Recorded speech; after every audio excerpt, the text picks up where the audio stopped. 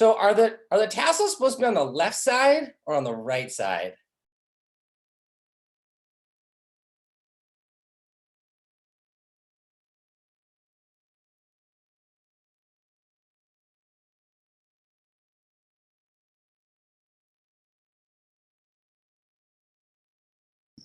That's a good question. We have no idea over here. So for graduate education, you wear your tam horizontally, so it's parallel to the ground, and it goes on the left side and it stays on the left side.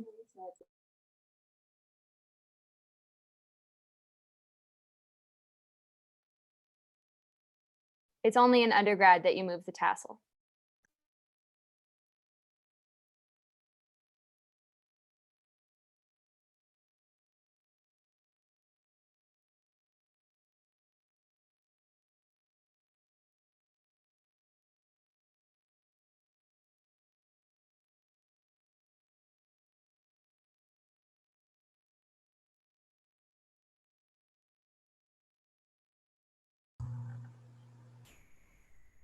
Cheers, I can't everyone. rename myself.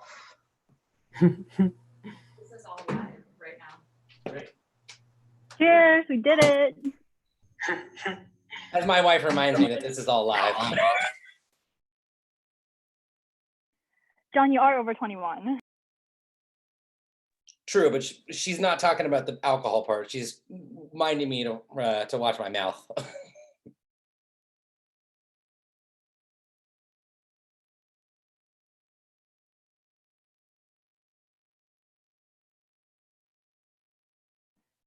Annie, should the music still be playing?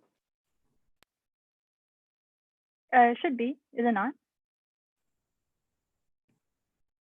Can I get a reminder how to rename ourselves so I can just get the Spokane thing off? So Tiffany, if you, I have YouTube echoing in the background. So if you click the dots in your upper right-hand corner on yourself, you should have a choice to rename. Yeah, I thought that was how you did it, but for some reason, and I'll try again.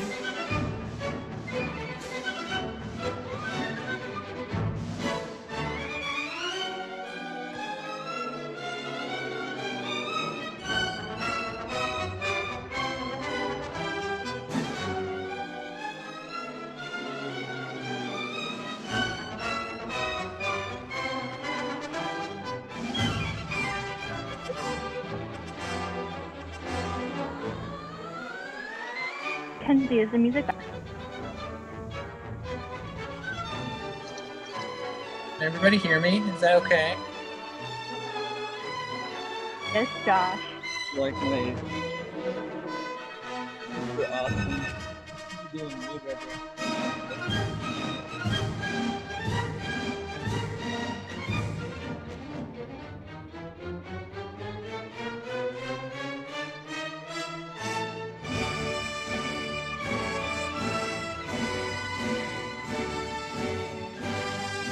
Guys, party foul on my part. I may have forgotten to enable renaming people's names, so we might just have to drop that. My graduation music is bumping, Annie. Why, thank you. I wrote it myself.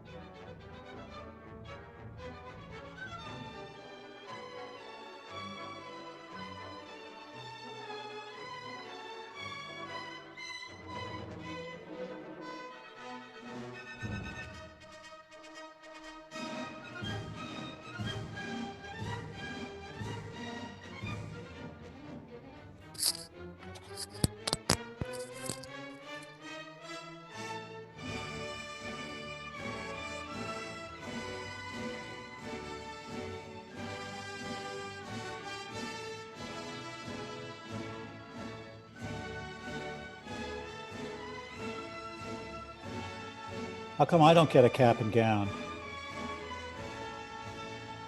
You graduated already.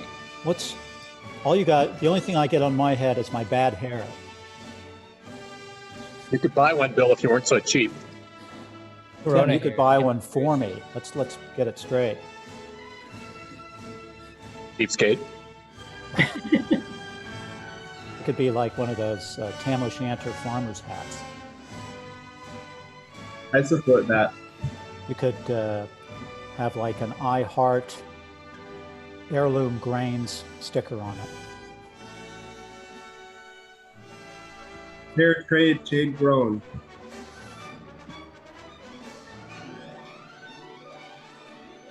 So is it, who am I reporting to? Do I look okay? Is this going to be all right? You look great, Dr. Sarah, you Sayre. look excellent. Okay, so Maybe a For little once, lipstick. you report to us. I know, isn't it great? I'm loving it. Take it. Take the responsibility. Run with it. How'd you guys think the graduation went yesterday? I thought it was fabulous.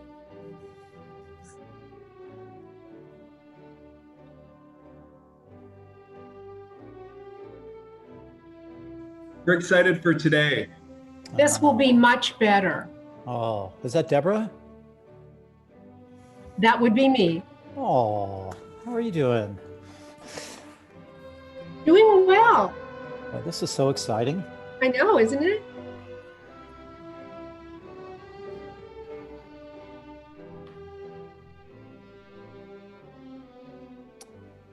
All right.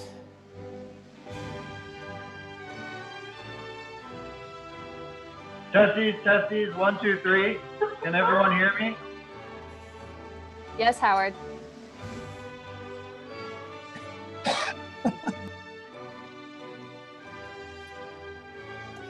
guys are all doctors. How does it feel? Finally.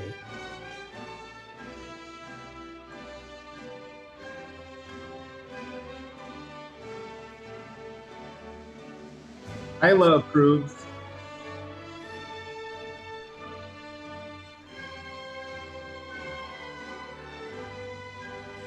All right, I'm going to get my drink and then I'll be.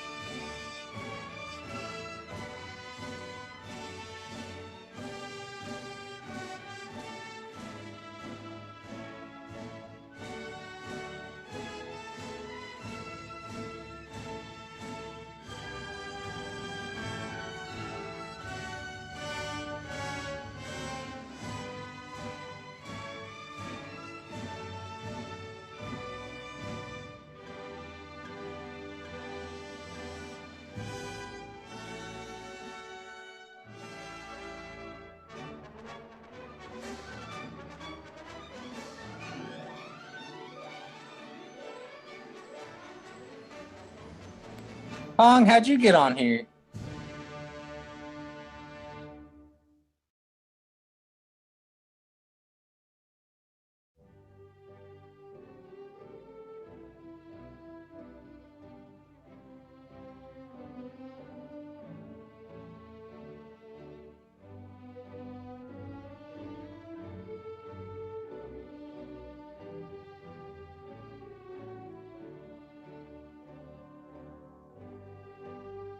What a cute kid, Kong.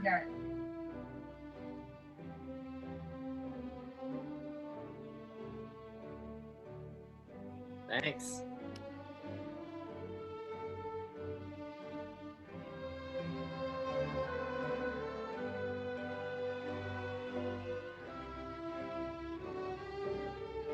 Kong, your hair. It looks so stylish. Almost like you're a male model now.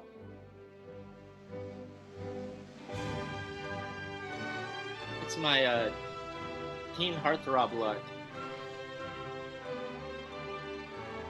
If you were a boy band, I'd watch you. You pull it off well.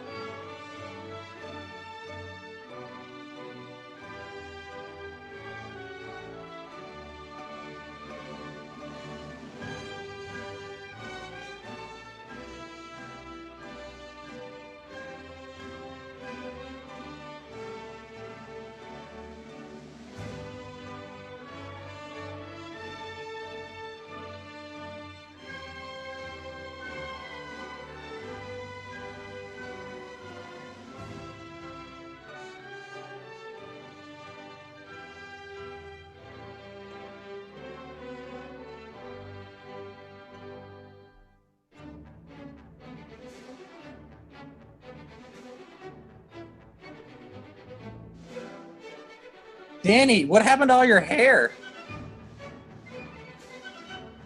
My girlfriend cut it. Can't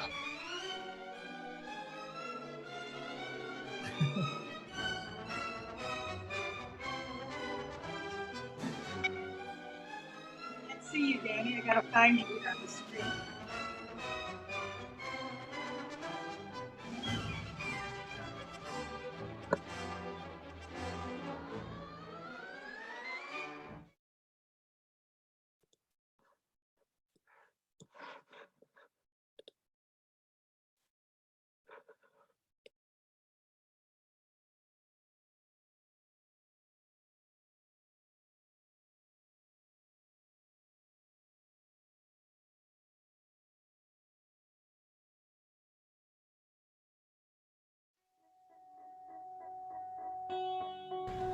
Okay.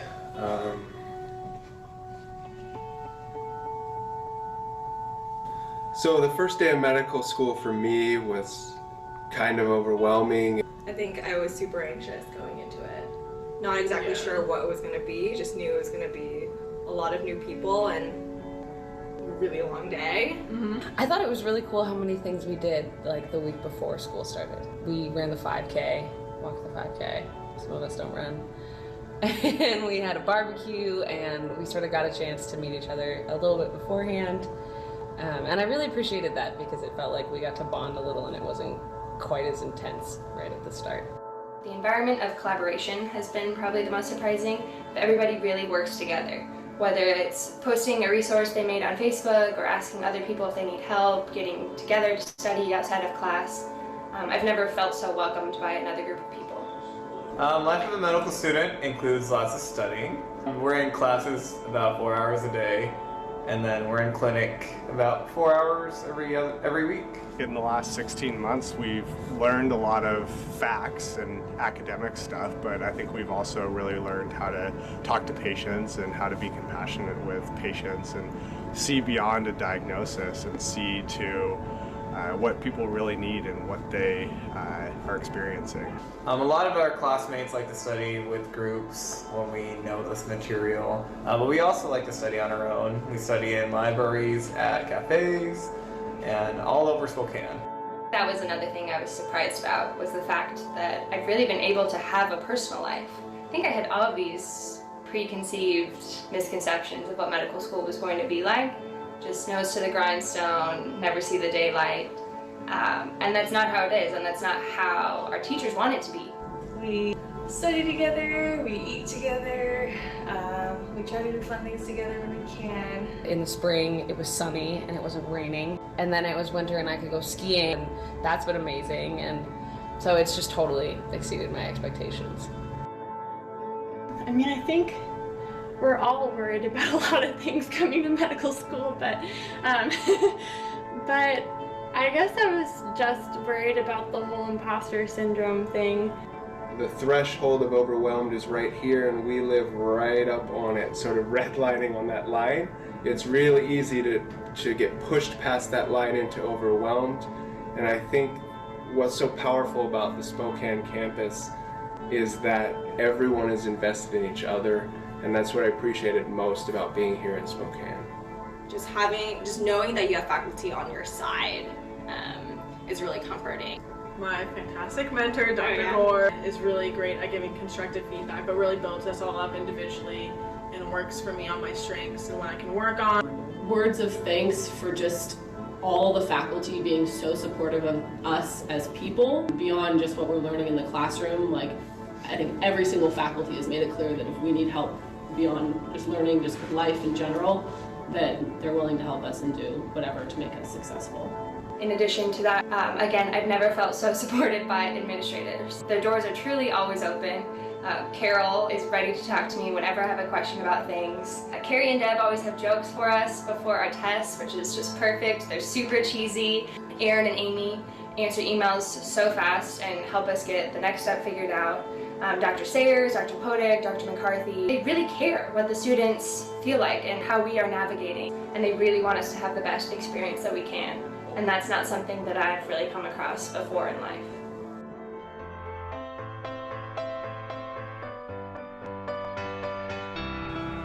What's the next step for me? What do I want to go into? I don't know what to say. I don't know. Definitely not OB or gyne, sorry. What? I was like, no, I want to be. I want to be a good doctor. No. Family medicine. Family medicine. Global health. OB gyne. Palliative care.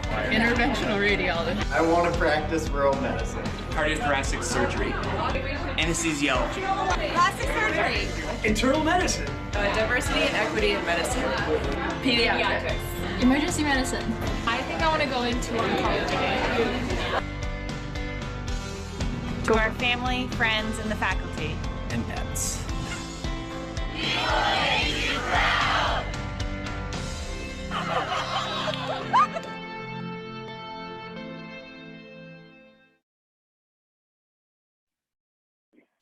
Well, hello everybody. I've seen that video more times than I can count, and it still kind of brings tears to my eyes a little bit. Welcome, graduates, faculty, staff, friends, and family. Thank you all so much for taking the time out of your Sunday to join us on our program today. Whether you're watching, joining us live on Zoom or joining us on YouTube, we really appreciate it. My name is Annie Yang, your host and PowerPoint technician for today. Before we start our program, graduates, please make sure you have your videos turned on. And if your Zoom username is not your name, let us know so we know how to find you so we can work on our camera stuff. I'm joined today by MacKenzie Rinaldi and Anja Tjaden, who will also be helping me with some of the camera work in the background. And as part of the celebration, the graduation committee has lovingly put together and sent out a grab box, which you all should have received by now. I know some of you have opened it already because I got text from you about it.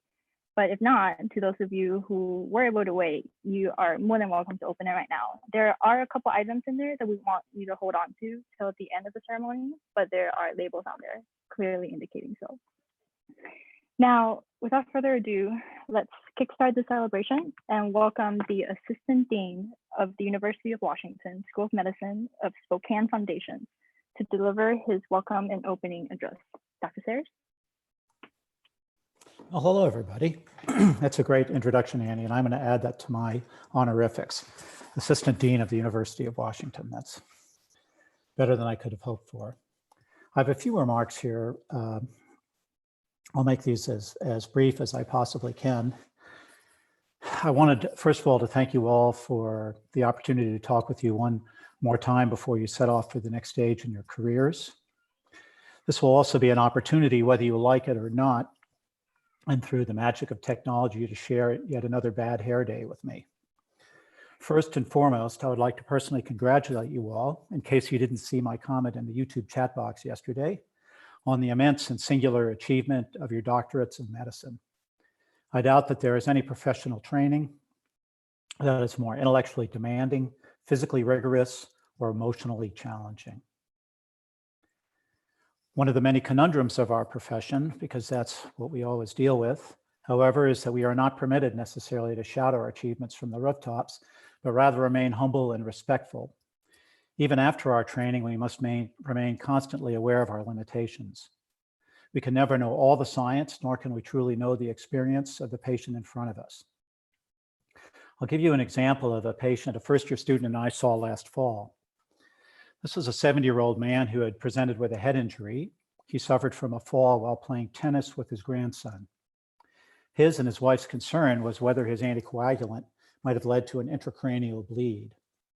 On chart review, we saw that he'd had another injury a few weeks prior while playing baseball with another grandson. On further questioning, it turns out that he was raising his two grandsons and doing everything he could to give them the best parenting possible, even if that would throw him and his anticoagulated body into harm's way on a regular basis. So what does this story have to contribute to your future? I would submit that it highlights many of the challenges that we face as physicians, and in particular, the following three. One is that we need to know the science and master the physical exam skills to answer his immediate question. We need to be able to listen to the humans who come to us for help. Their experience is always more complex than we know and will profoundly impact their diagnosis and treatment. And finally, we need to take the time and attention in an already scheduled day to accomplish both of these tasks. I would like to acknowledge also the extraordinary times in which we find ourselves as professionals and as a society. And I won't go into my riff that I gave you at the capstone thing about COVID, but I will just mention a couple of things. One is that this pandemic has brought into sharp relief the strengths and potential, but also the inequities and weaknesses of our medical system. It has also shown how tightly but tenuously bound physicians are to our society and culture. You will undoubtedly find yourselves immersed in your residency training, but do not lose this moment. It will define the practice of medicine for your generation, not unlike the HIV/AIDS crisis in the 80s did when I was training. Every day does not need to be a bad hair day. Specific to your cohort, I would hazard a few observations. Since Kevin McNamee walked into Schoenberg and eventually into my office during the summer of 2016, which seems a long time ago, incidentally, it has been my great joy to help teach and sometimes mentor your group. You have heard this before, but I will reiterate that you stood out as being utterly serious both about your educations, but also about maintaining your community. Accomplishing community among a diverse and eclectic group of very bright and ambitious students is no small feat, and we see the results even now with this terrific gathering. Of course, I will point out another lesson here. More than ever, as individuals, as professionals, and as a society, we don't move forward without teaming with our brothers and sisters.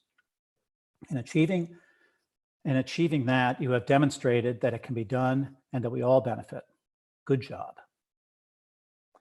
Of course, it was not just your team that made this possible. It is people who make this possible. Supporting your education are an army of clinical deans, administrators, and clinical faculty.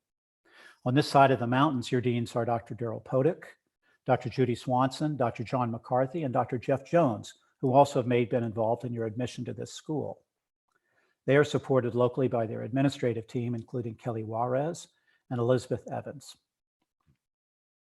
Your magical first 1.5 years as medical students would not have been possible without the Spokane Foundations team.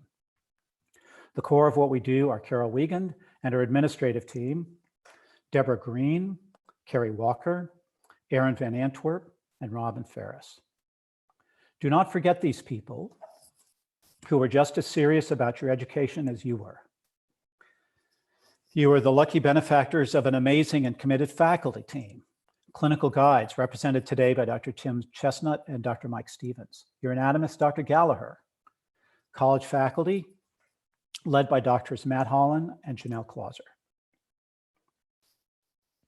I will speak for all of us when I send you off to the next phase of your careers with my very best wishes. Thanks.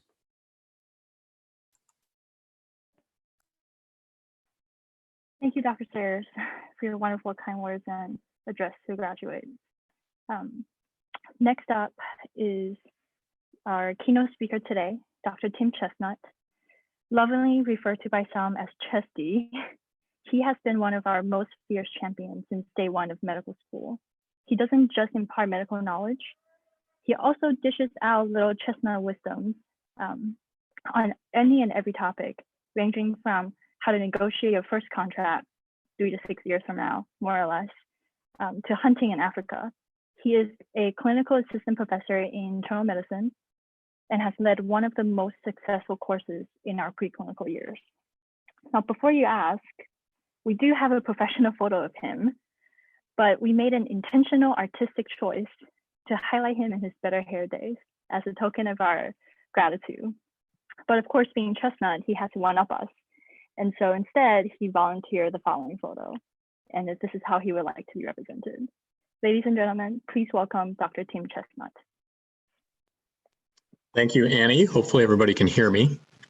Greetings to all the graduating class, formerly known as the class of E16, now 2020, but also the infamous Corona class.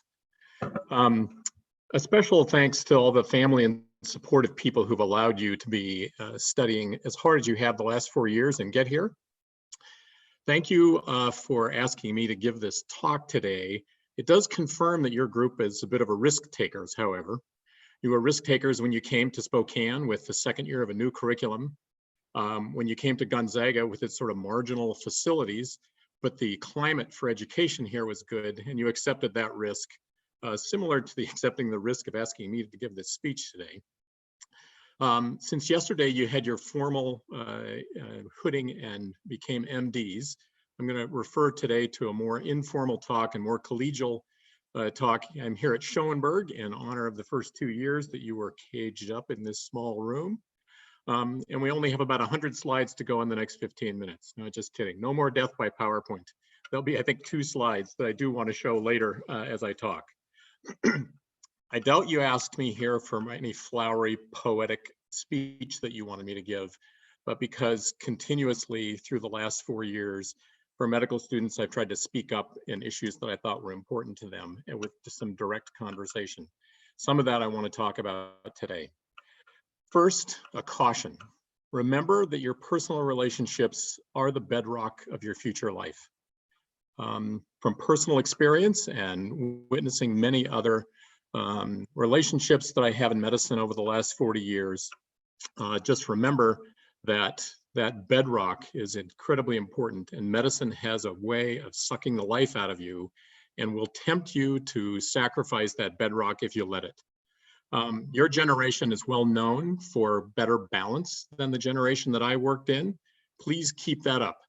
At one point several years ago, a friend gave me an engraved piece of woodwork that said illegitimi non carborundum on it, which is a mock English Latin pun. It's not a real Latin phrase, but it basically means don't let illegitimate people grind you down. Please keep the spirit that you have, the cooperation that you have, and don't get ground down. Today's an especially meaningful day for me because it was 39 years ago this month that I got my MD at the University of Washington. And now with this incredible group of talented people at the beginning of your career, I'm at the end of mine, and this will be the last time that I teach in the coming fall quarter.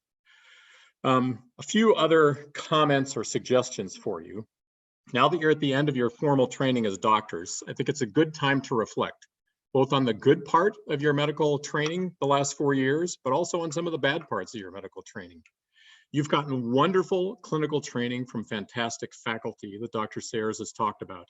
Many of them, like you, put in very hard work at high personal cost to become the kind of physician that you want to be. But the other cost that we haven't talked about much is the insane cost financially that you incur as medical students. And I can't go without mentioning that the average debt of medical students now is about the same as an average mortgage for somebody's home. That's just insanity. It needs to stop. I've considered a significant barrier to diversity, and I don't think that the University of Washington has paid particular attention to it and needs to be accountable for that.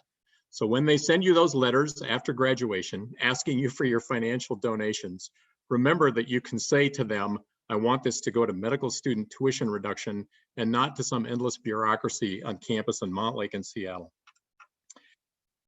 There's also other controversial parts of the curriculum. It was a difficult curriculum in its second year. It's better now, but hopefully you've had time to reflect. And given the time that you've had with remote teaching, I doubt that they gave you a reduction in your tuition. However, we could ask them instead of that to give you a credit for one more course. They can give you one more course online, and that's a course in how to deal with the problems. We should have given it to you at the beginning of your immersion, but now after the 4 years, maybe it'll be useful to you in the future. This is actually a real course. I didn't make this up. I think it's an incredibly useful course, and there will be a lot of BS that you have to deal with in the future, not just you've had to deal with over the last 4 years. Take risky principled stands, rock the boat, and take that and understand when there is BS, call BS on it. Many of you, when you've come into my office, have seen that the first thing that you look at as you enter through the door is a Norman Rockwell painting. And it's a Norman Rockwell painting of the Golden Rule. And at that Golden Rule, it basically teaches respect and tolerance for everyone, something that is a key part of your medical training and will be a key part of the oath that you'll take in a few minutes. One of the things that struck me about that painting is that it's respect and tolerance across all cultures, religion, age, gender, as well as color of your skin. None of that really matters if you follow the Golden Rule. And in my opinion, it would make a lot of the identity theory that you've been taught in medical school fall into the unnecessary or BS category. But hold your fellow instructors, hold your fellow physicians accountable to the Golden Rule, but mostly hold yourself accountable. There will be times when you're fatigued, when you're discouraged, that you will cut short, and just try and remember that if you do unto them as you would want to be treated, that you won't have to worry about that. One other thing is that there are likely times, like the past few months, when in your medical career things will go awry. You have to be flexible. You have to be willing to change and compromise. And if you do that with honesty and principled stands, be willing to rock the boat, but don't capsize it. You will be able to get through those times when you need that flexibility. So you're about to start the final phase of your formal training in your residency programs. Most of you will make a correct choice. However, there'll be a few of you that will be mistaken and will end up in the wrong internship or the wrong residency. There will be pressure in you not to change or switch because of the cost, etc.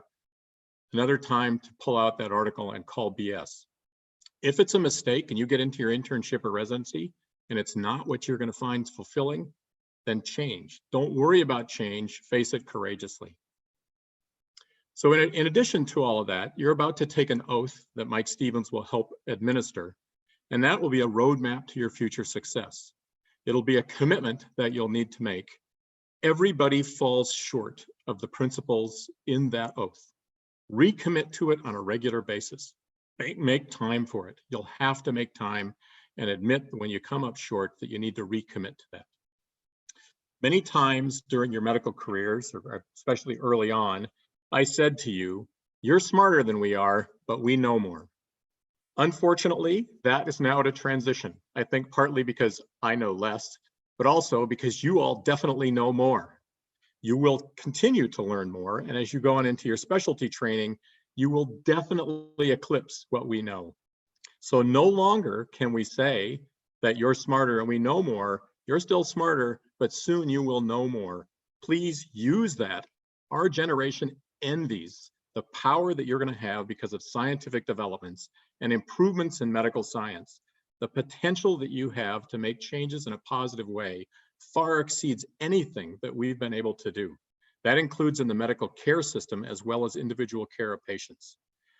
Use that to continue improving medicine and improving human health.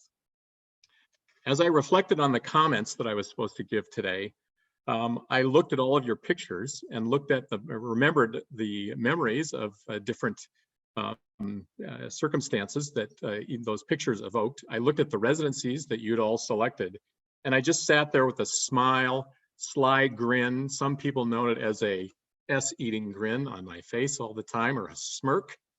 So as that smirk, a friend said, "What are you smiling or smirking about?" And I said, well, you know, at some point in the near future, either I will need or my family will need medical care. And this group of people has a likelihood of being able to provide some of that. And looking at them, I look back with fondness on your growth to become doctors and think we'll be in good hands. I trust that that will be a positive experience and that you'll take good care of us. So it's been my privilege to help with your teaching. Congratulations to all of you. Next, you're going to move on to a hooding ceremony. I mentioned to Annie Yang that you look at that original picture that I gave her, that you can tell that the term that I used for hooding meant that we turned somebody into a hood or a delinquent. That's clearly not what we expect of you when you go through your hooding ceremony today. It's an ancient medieval ritual that is honoring your achievements. It's a recognition of your personal success and a passage to the next level of your professional life. Congratulations, and now on to your mentors, starting with Dr. Clauser to go through the hooding ceremony. All right. Hello, everyone. Sorry, I'm Jeff Klein today. We were not able to fix it to change it to my name. They asked us to say a few words about our group's dynamic, and so I brought them with me today. The thing that I really thought about when I thought about my group's dynamic was a couple things. One, whenever I tell the other college faculty who my 5 students are, I get these eye rolls and like, you know, raised eyebrows, like, oh, really? And who is the one that put those mentoring groups together again? As if I had stacked the deck, which I didn't, but if I had, I could not have put together a better group than this group. The thing that really comes to mind with them is that they are all brilliant, but without any ego. They were always so supportive of each other, challenged each other, gave each other amazing feedback, were always brilliant in the classroom with us after hospital tutorials, but still just, yeah, and they always brought food to every hospital tutorial to support each other, but they're just amazing. And so for my brilliant but humble group, we'll start off with Henna Asan. She's going to be going into OB-GYN at University of Central Florida. Hi, everyone. Hi, Henna. Hi. So I'll be sharing a memory about Henna. So she's one of my closest friends from medical school, and we have many memories, frequently involving coffee and biscottis. But I think my favorites are our outdoor adventures, mostly because I realized that the outdoors is not Henna's forte. So I think 2 of my favorites are trying to teach her how to ice skate, and she kept asking how to move her feet. And I was like, you move them like you walk, you just slide your feet on the ice. She just could not get it the entire 2 hours. And then when a group of us went camping at Lake Ponderay, we decided to go paddleboarding, which Henna was terrified of.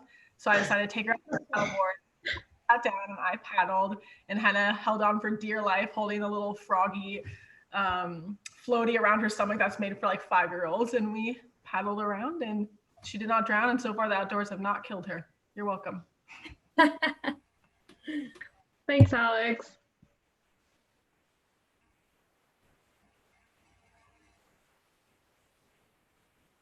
Henna, it's time for your 30-second shout out. My 30-second shout out? You mean like my memory? No, just whatever you want to say to your family, your group, or anything. Oh, okay.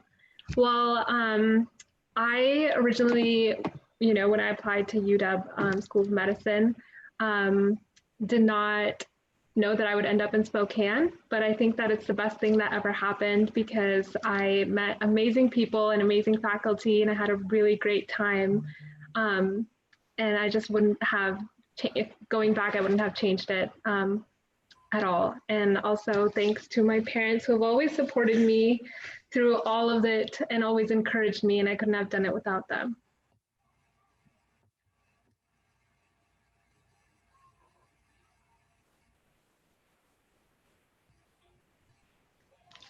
Am I supposed to hood myself now? Dr. Cox, can you introduce the next student? Oh yeah, of course. Congratulations, Hannah.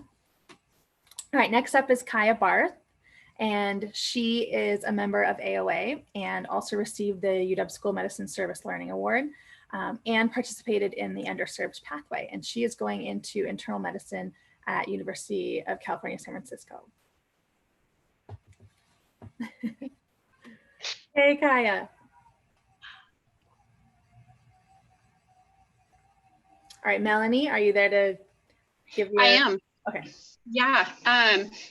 So Kaya, it was a struggle to find one memory that I wanted to share. And I finally settled on hopping in her mother's firstborn child, which is a really sweet VW van, in case anybody's curious, and setting off for an adventure, having just a tape deck. And I had the best of Simon and Garfunkel tape that we threw in, and it came in the middle of the song, and Kaya said, let's fast forward to the next one. And I was like, okay. And I kind of just pushed fast forward on the tape a little bit, and then it ended up wherever it was. And she was like, no, go to the beginning. And I was like, ooh, Kaya, tapes don't work that way. They just go wherever you set them. And just like that, we were off on our adventure with some Simon and Garfunkel, wherever it happened to be in the tape. It has been a joy being your roommate. I feel like I won the roommate lottery, and I am so proud of you. And I know that you're going to do great things in San Francisco. And now the floor is yours. Oh my gosh, Melanie, thank you so much for sharing that. That's such wonderful. I forgot about the Simon and Garfunkel tape. That was I think we had the Grateful Dead too for when the Simon and Garfunkel finished. So it was a good weekend. I am sitting here surrounded by my family, my mom and my dad, my Aunt Kathy and my boyfriend Colin, my sister and her boyfriend, soon to be, I shouldn't say that yet. Her boyfriend were here yesterday, and I could not have come this far and become the first doctor in my family without these people that are around me here. So I want to thank them and share all my love with them. I also want to thank my Spokane classmates. I remember when I first got the email that told me that I had been whammied, and I was devastated because I had never been to Spokane, and I was thinking more along the lines of Moses Lake without the lake, and I had no idea first off, just what a stunningly beautiful and wonderful place it was geographically. And then I met you all, and it just has been such a life lesson that you don't always know what's best for you and what's going to turn out right, because I couldn't have been more lucky than to be all of your classmates, and Spokane will always be a home for me. So, and Melanie's house on Liberty Street. So thank you to everyone, and thank you to those of you who put in the time to put this together for all of us. It means so much to me. Congratulations, Kaya. All right, next up is Connor Brown. He's going to be going into emergency medicine in Madison, Wisconsin. So Connor, I have the honor to introduce Connor Brown, Dr. Brown. He is such a dear friend to me throughout medical school. We first met each other when he saw me searching for iPhone cases on my phone in class. We started texting about that. But the memory I wanted to share was when we went backpacking in Idaho. Me, Connor, and Connor's wife, Sarah. And it was just us three, and I was a third wheel. And Connor just poured out his soul, caring for Sarah and I felt like a second wife. But Connor is seriously, it says a statement about his character. He is so selfless and caring for other people. And I'm sure that he'll be like that as an emergency doctor in Wisconsin and wherever else he goes. I'm so proud of you, Connor, and I'm really excited to see the things you'll do and how you care for patients. Thank you, Troy. You're such a good friend. I couldn't have made it through all this without you and without the rest of all my friends there in Spokane and classmates and fellow doctors now. And to continue the thank yous, I'd love to thank my parents and the rest of my family watching in Washington right now, and also my family here in Idaho, including my wife, Sarah, and my little guy, Tommy, over there, and my in-laws, Marby and Randy. Everyone around me has enabled me to get to this point, and it's been an honor to be a part of this Spokane cohort and graduate today. Yay, congratulations, Connor. Next up is Alex Hoffman, who is a member of AOA Honor Society and also received the Department of Medicine Outstanding Student Award, which is given to a student who exemplifies the department's values of providing outstanding patient care, modeling compassion towards their patients, and demonstrating exemplary professional interactions. He is going into internal medicine to my great pleasure, and he's going to Mass General. And he's being introduced by Judy. Hello. I have the privilege of telling a story about Dr. Hoffman, who is truly one of my favorite humans. And he is obviously so accomplished. So I'm going to share, which everyone is aware of, so I'm going to share a little bit of a sillier story about him. I remember early on in medical school, we were taught how to appropriately use empathetic touch with our patients. I'm sure you guys all remember that. Hands on the shoulder, not the knee, that type of thing. And remember, Alex came out of that session and he stood at a distance and he reached out his hand and he touched my shoulder with just his fingertips, like this. And I remember laughing so hard because it was so weird. And apparently the fingertips are the most sensitive part of the hand. And so by just using the fingertips, he was being that much more empathetic. So clearly I had a lot to learn. He said that because I needed more to learn, I could apply for the Alex Hoffman Fellowship of Empathetic Touch after residency if I wanted. Didn't think I would pursue fellowship at all after residency, but I might just have to do that one. I love you, Alex. Thank you, Judy. You thoroughly embarrassed me, so thank you. You're such a dear friend. I'm going to save most of my thank yous for my speech, which I get to bore all of you towards the end. But thanks to my group and Dr. Klauser and everyone else for putting this together. Congrats, Alex. All right, my last student in my group is Dr. Elizabeth Weber. Liz has been elected to the AOA Honor Society, and she's going into otolaryngology in St. Louis. Hi, Liz. Tiffany's gonna say her introduction. Hi, everyone. Yeah, I am so happy I get to introduce Liz. She's one of my closest friends in the class. And so I have a lot of memories with her, but I figured I would pick something from when I was just getting to know her. So this was in October, and she invited me to be the +1 at her friend's wedding because her husband was out of town. And so I was giving her, so we were riding in my car to Gonzaga, and I had been transporting some shampoo in the passenger seat of my car the day before, and apparently some of it had leaked out and gotten into the crevices of the seat. And so Liz is like dressed in this amazing, like super beautiful gown, like getting all ready for the wedding. And we get out of the car, I'm like, what is on the back of your dress? And it was all of this shampoo.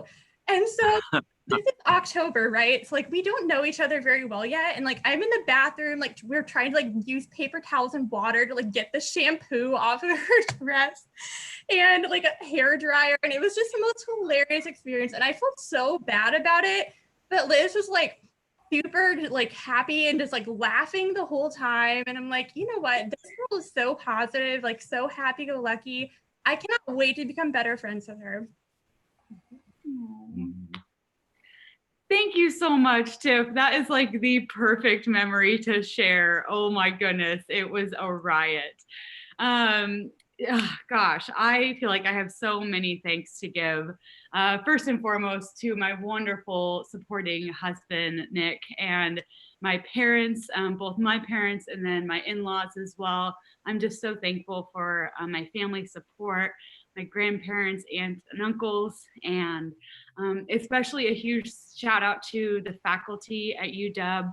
Of course, Janelle Clauser, but then all of our teaching faculty for Foundations, and then so many of the clinical faculty, both here in Spokane and in the Whammy Land and in Seattle, that really took a point to teach and set time aside in such a busy clinic or OR schedule to be there for us, and particularly me, the Spokane ENT group with Dr. Bunn and Dr. Mitchell, and Dr. Carlson in neurosurgery, and then the otolaryngology faculty at UW. I would not have been able to be here without you. Also, I'd like to shout out to many of my peers, the peers in my mentor group, and then two of my most closest friends, Kelsey Walton and Alina. You two are just like, I imagine that we're going to be very close friends for our entire lives, and I love you both so much. Thank you to everyone for putting this together, and I'm just incredibly thankful. Love you guys. Thank you, Liz. Congratulations, Liz, and to the rest of Team Clauser. And now we're going to move on to Dr. Eichert's group.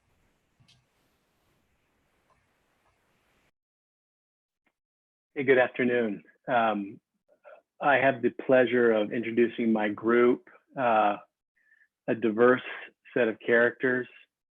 We had some very great times, and I know that they taught me as much as I tried to teach them. So what a pleasure, what an honor to be their mentor. Let me start by introducing Margaret Bruce.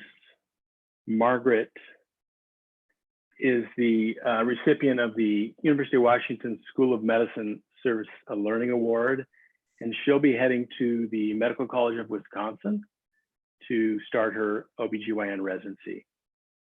Congratulations, Margaret. Yay, I get to talk about Marge, Margarita, as a lot of us know her.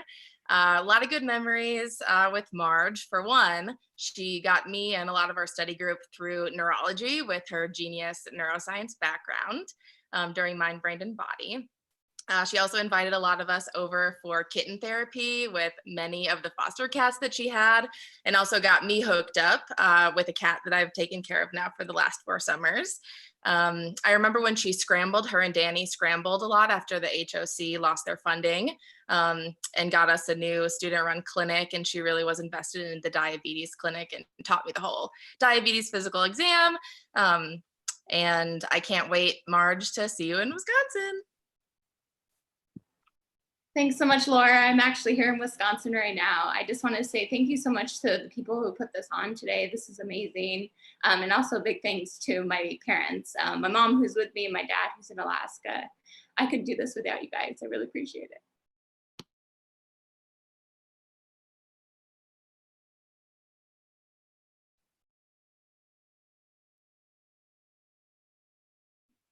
Dr. Ecker, are you ready to introduce your next student? I am. And so the next student is John Goodman. John will be traveling to Seattle to begin his internal medicine residency. Hello, I'm Howard. I'm introducing John. And so my story about John starts off about the McClintock effect, which is also known as menstrual synchrony. And even though it's considered controversial in the scientific community, I could tell you that this happened to John and I during med school. We even got diarrhea at the same time.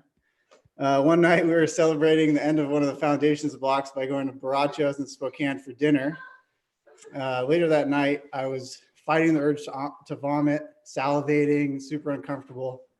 The next day, I talked to John about it. And he said, "Oh, I threw up." And then shortly after that conversation, the diarrhea started and lasted all day for both of us. So if you're wondering what the moral of the story is, there isn't one. It's just a story about a poopy time. The pandemic made me think about it. I love you, John.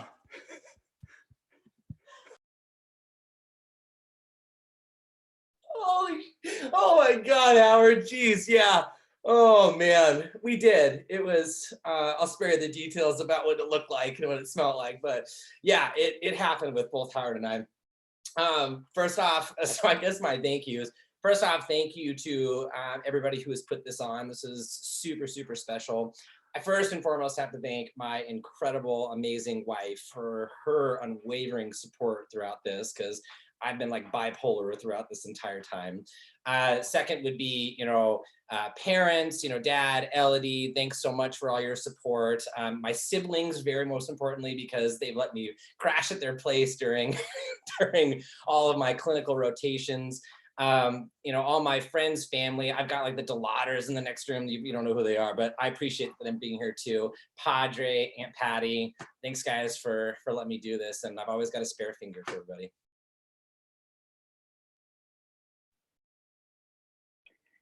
Now I'd like to introduce Jahoon Lee.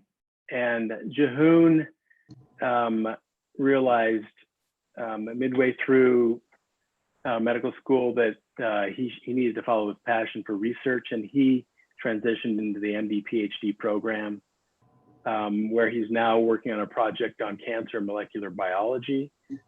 He won't be graduating with this group, but really looking forward to welcoming him back after clerkships for graduation in the coming years. So I get to talk about Jihoon. Jihoon, my friend, you've been an awesome roommate and friend to me throughout med school.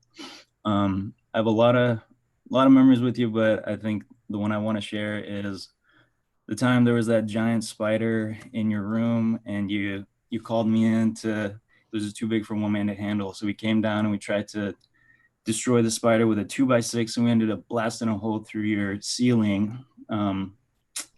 Kind of sat around for a while until we've been moving out currently, and so we just like did this nice patch job recently just to make sure the landlord doesn't realize what happened. It was an ordeal, but I think it's one of our classic adventures.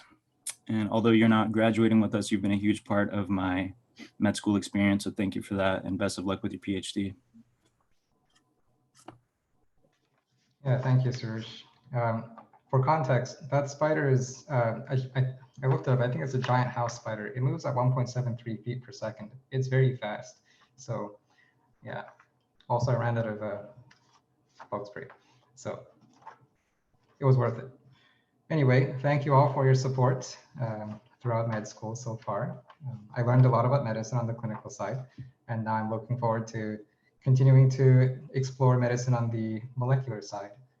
So I hope I can apply what I learned in the next couple of years in the farther future. And I hope to see you all again once I finish and reemerge from my cave in a little bit. Thank you.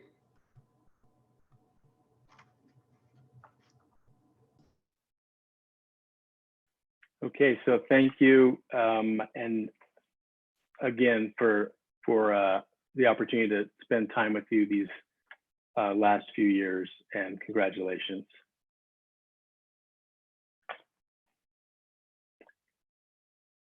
Next, we have Clint Hawkswells and his students. Thank you. Well, it's good to see all of you. My memory of this group when we started immersion in August was how much they clearly loved life and how vivacious they were. And I was impressed as we did our hospital tutorials with their empathy and how much they cared about both each other and their patients. And I know that that will continue on throughout their residency and their practice. So it's been an honor to work with these 5 graduates. The first graduate I'd like to introduce is Dr. Eleanor Kitchell. She will be completing her residency in general surgery at the University of Arizona in Phoenix. This is Rachel. I get to announce Ellie. So Ellie and I were partnered together on the very first day of medical school during orientation. I remember we were in Dr. Mike Stevens' group practicing how to enter a patient's room simply just by knocking on the door and introducing ourselves. Dr. Stevens kept telling us how awesome we were doing when we were only just knocking. And I remember Ellie being so excited with the biggest smile on her face and just laughing. Her energy was contagious, and I knew we would be friends. Ellie is one of the most enthusiastic, positive, and determined people I know. When Ellie decided to switch from pediatrics to general surgery, she jumped with her whole heart and didn't let anyone or anything stop her. She worked her butt off and now gets to fulfill her dream of becoming a surgeon. Ellie, you're going to be so amazing, and I'm so proud of you. Oh my gosh, thank you so much, Rachel. I love it. I don't even know where to start. I want to echo the previous sentiments about the quality of education we received in Spokane. I was in the same boat with that initial large apprehension about moving east of the mountains. The Spokane cohort is just the best thing that's ever happened to me. I want to thank all my classmates and our faculty and staff who worked endlessly to get us where we are today. And a huge shout out to Kristen and Alex. I hit the jackpot getting to live with you, especially since all we really did was Facebook stalk each other before we made that call. And then a big thank you to my family as well for supporting me through everything. There's no way I could have done it without them. Congratulations, Ellie. The next graduate is Dr. Josh Loiseau. Josh will be completing his residency in emergency medicine at Health Partners Institute in St. Paul. So I get introduced Josh. I think all of us would like to tell a story about his humor, how much he enjoys things, particularly his accurate depiction of just how grueling it can be when the power is out at Schoenberg for him to keep a captain's log for us, which I think someone has saved somewhere. So if you want to know the true struggles of being a medical student, just ask him. But I figured I'd tell a story about how willing he is to provide advice and all the things that he's learned throughout his life. We were at a residency interview dinner, and I was talking with him and Nicole, and he asked how long Hannah and I had been married, and he found out that they had been married longer than Hannah and I. So for most of the rest of the night, he continued to tell me about all the things that he had learned about marriage, and something along the lines of, that's what you get when you got another belt loop in the marriage life. So he's always willing to share his great advice and wisdom that he has learned. And then till Hannah corrected me and found out we'd actually been married longer. Take it over, Josh. Thank you, Seth.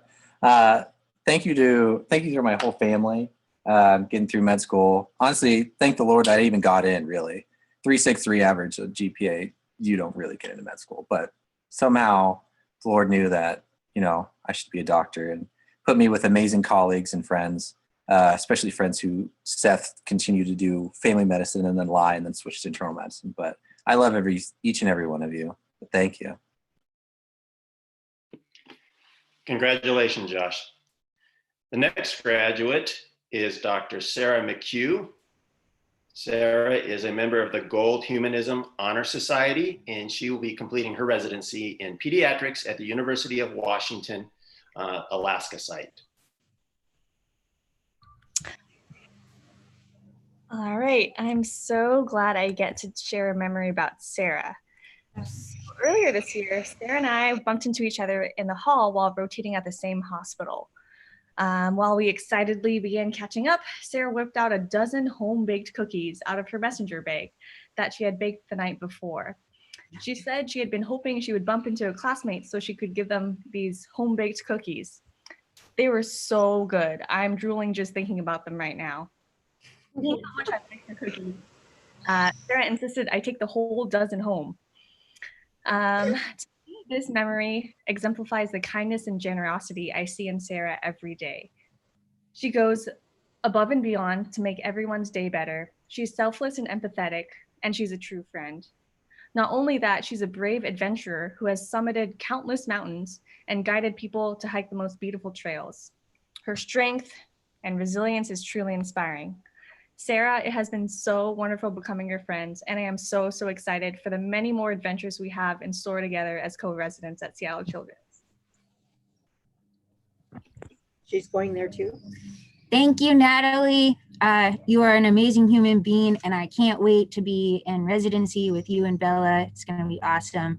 And I just want to thank everyone at Spokane site and all the faculty and Dr. Hawkswell. You guys have all been super inspirational and a huge part of my journey. And thank you to my family and my second families. Everyone's been super supportive, and I wouldn't have gotten through this without them. Congratulations, Sarah. The next graduate is Dr. Stephen No. Stephen will be completing his urology residency at Washington University in St. Louis. Hey everyone, it's Connor. I get to introduce Dr. No. And I remember from preclinical days when we were just first starting out, Dr. No and I were paired to do abdominal exam practice on each other, and he whips his shirt off and I do the exam, and the whole time he is flexed as hard as he could. Like, bro, we get it. Like, you don't need to be like that. And then that just continued for the rest of the year. And then from our clinical years, Stephen one day called me and said, hey, I know I'm coming next week to Boise, but they just told me that I don't get any housing. So can I come stay with you? And then, so we randomly got to live with each other for 2 weeks, and we got out and got beers and ate steaks and went hiking. And the most memorable part was that you got these rainbow cake flavored graham crackers that then you didn't like, and they sat in my pantry for the next like 2 years, and I just moved out and threw them away. So those, I will always remember you when I see rainbow colored graham crackers. Congratulations, Dr. No. Thanks so much, Connor, for the embarrassing but wonderful story. I just want to say thanks to Mike and Lynn, Peter and V for always feeding me and housing me when I was homeless on safari. Thanks for my best friends, Taylor and Stephanie, for always keeping me grounded, and to Kit for always giving her love and support through this 4 years. So thanks a lot, everybody. Congratulations, Stephen. The next graduate is Dr. Annie Yang. Dr. Yang is the recipient of the University of Washington School of Medicine Service Learning Award, as well as the Henry N. Harkins Award for Excellence in Surgery, which is an award that commemorates the founding chairman of the surgery department at UW and is given to the senior graduating medical student who best exemplifies the high traditions of achievement in surgery. And Dr. Yang will complete her residency in general surgery at the University of Washington. This is Kenzie here, and I get the pleasure of talking about Annie. First, a big shout out for her wizard skills at putting together this PowerPoint and this graduation for everyone. She was seriously the muscle behind this. Annie Wenting Yang.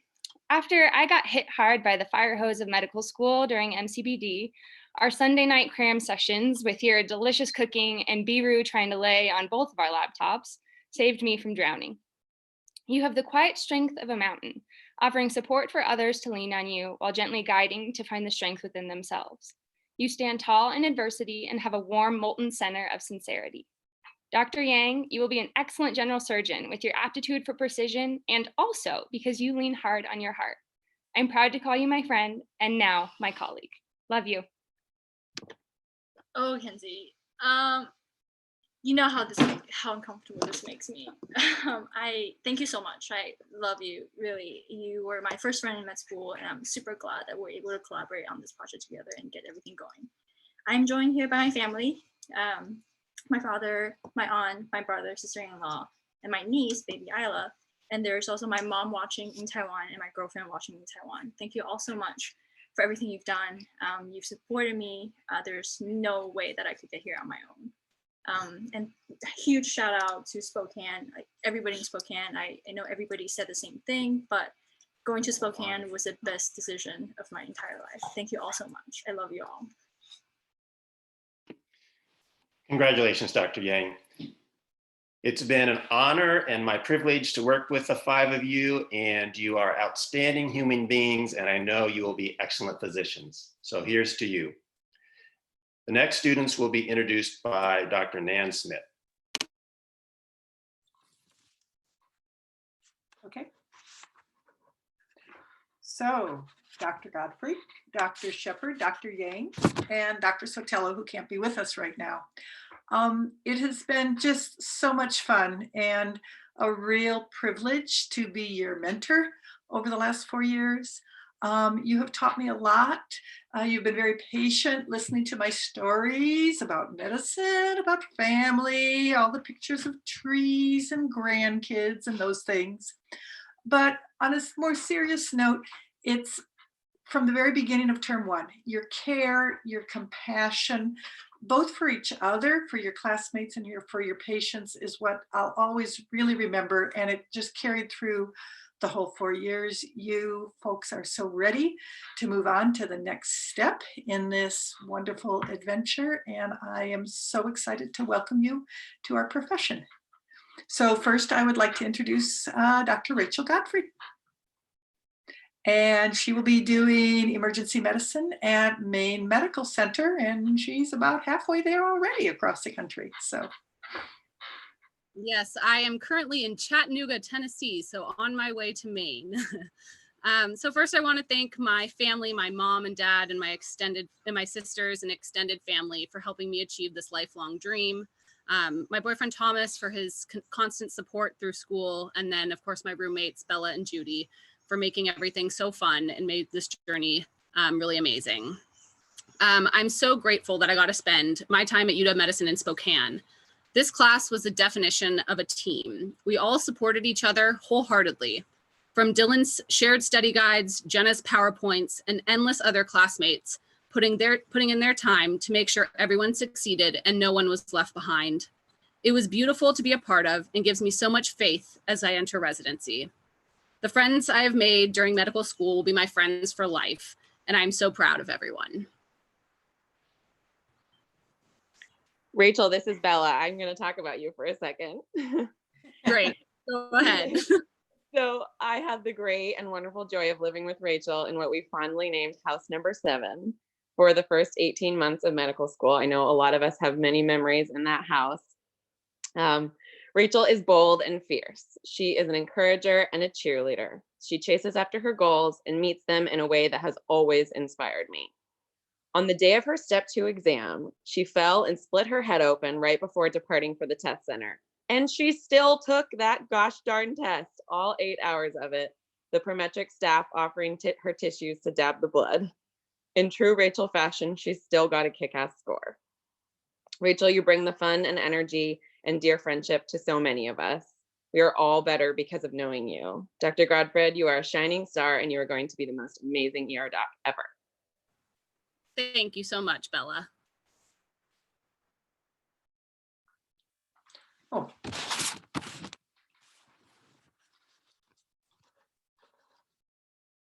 So, do I get to go Danny, next? ready to, yes. Okay, next I would like to introduce Dr. Danny Yang.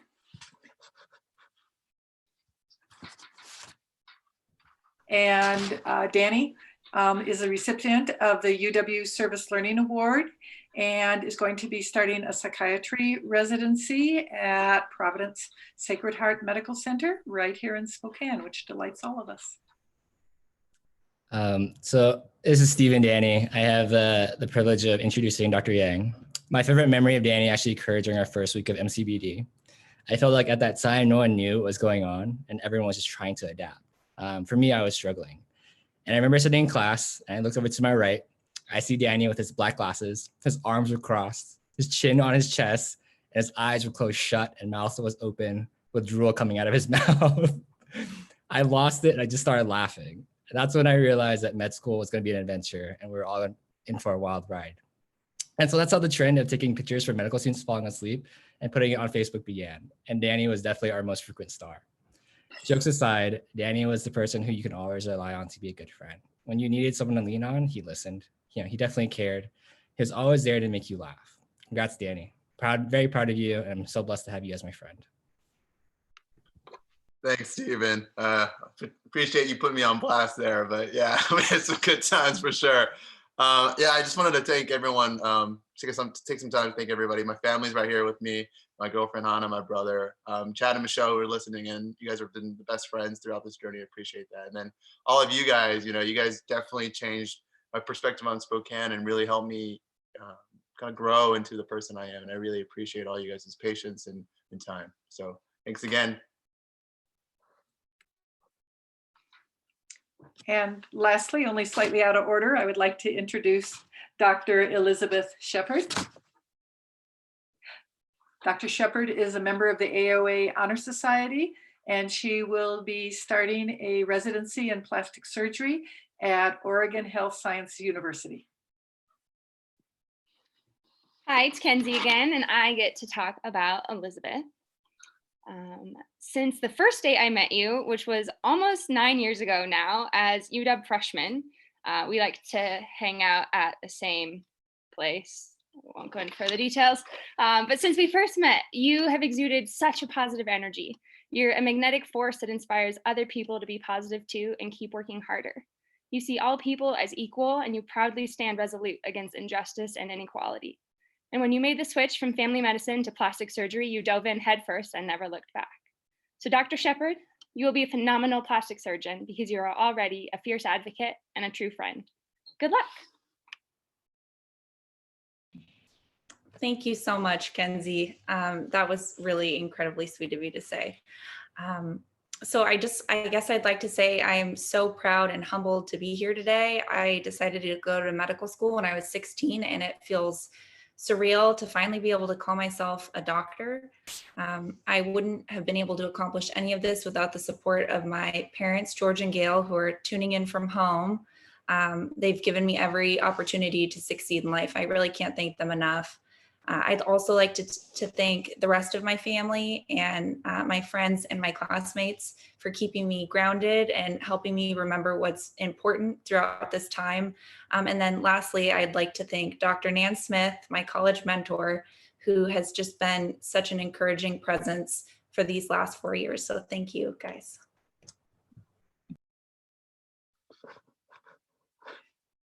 So thank you and congratulations to Rachel, Danny, and Elizabeth. And now I would like to introduce Dr. Swanson, Dr. Lee, who will introduce their students.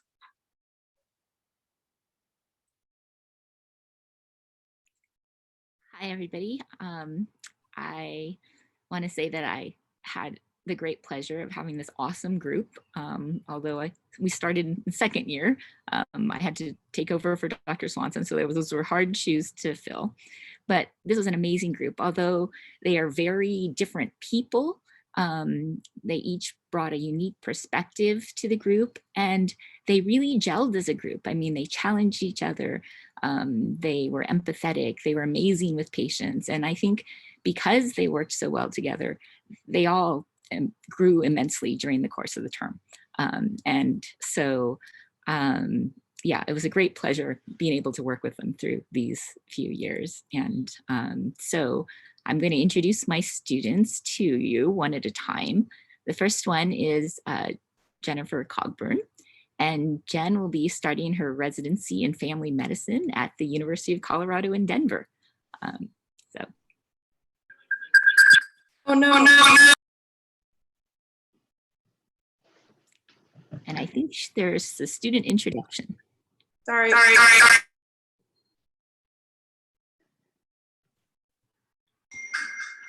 Hi, this is Lynn, and I get the honor of talking about Jen today.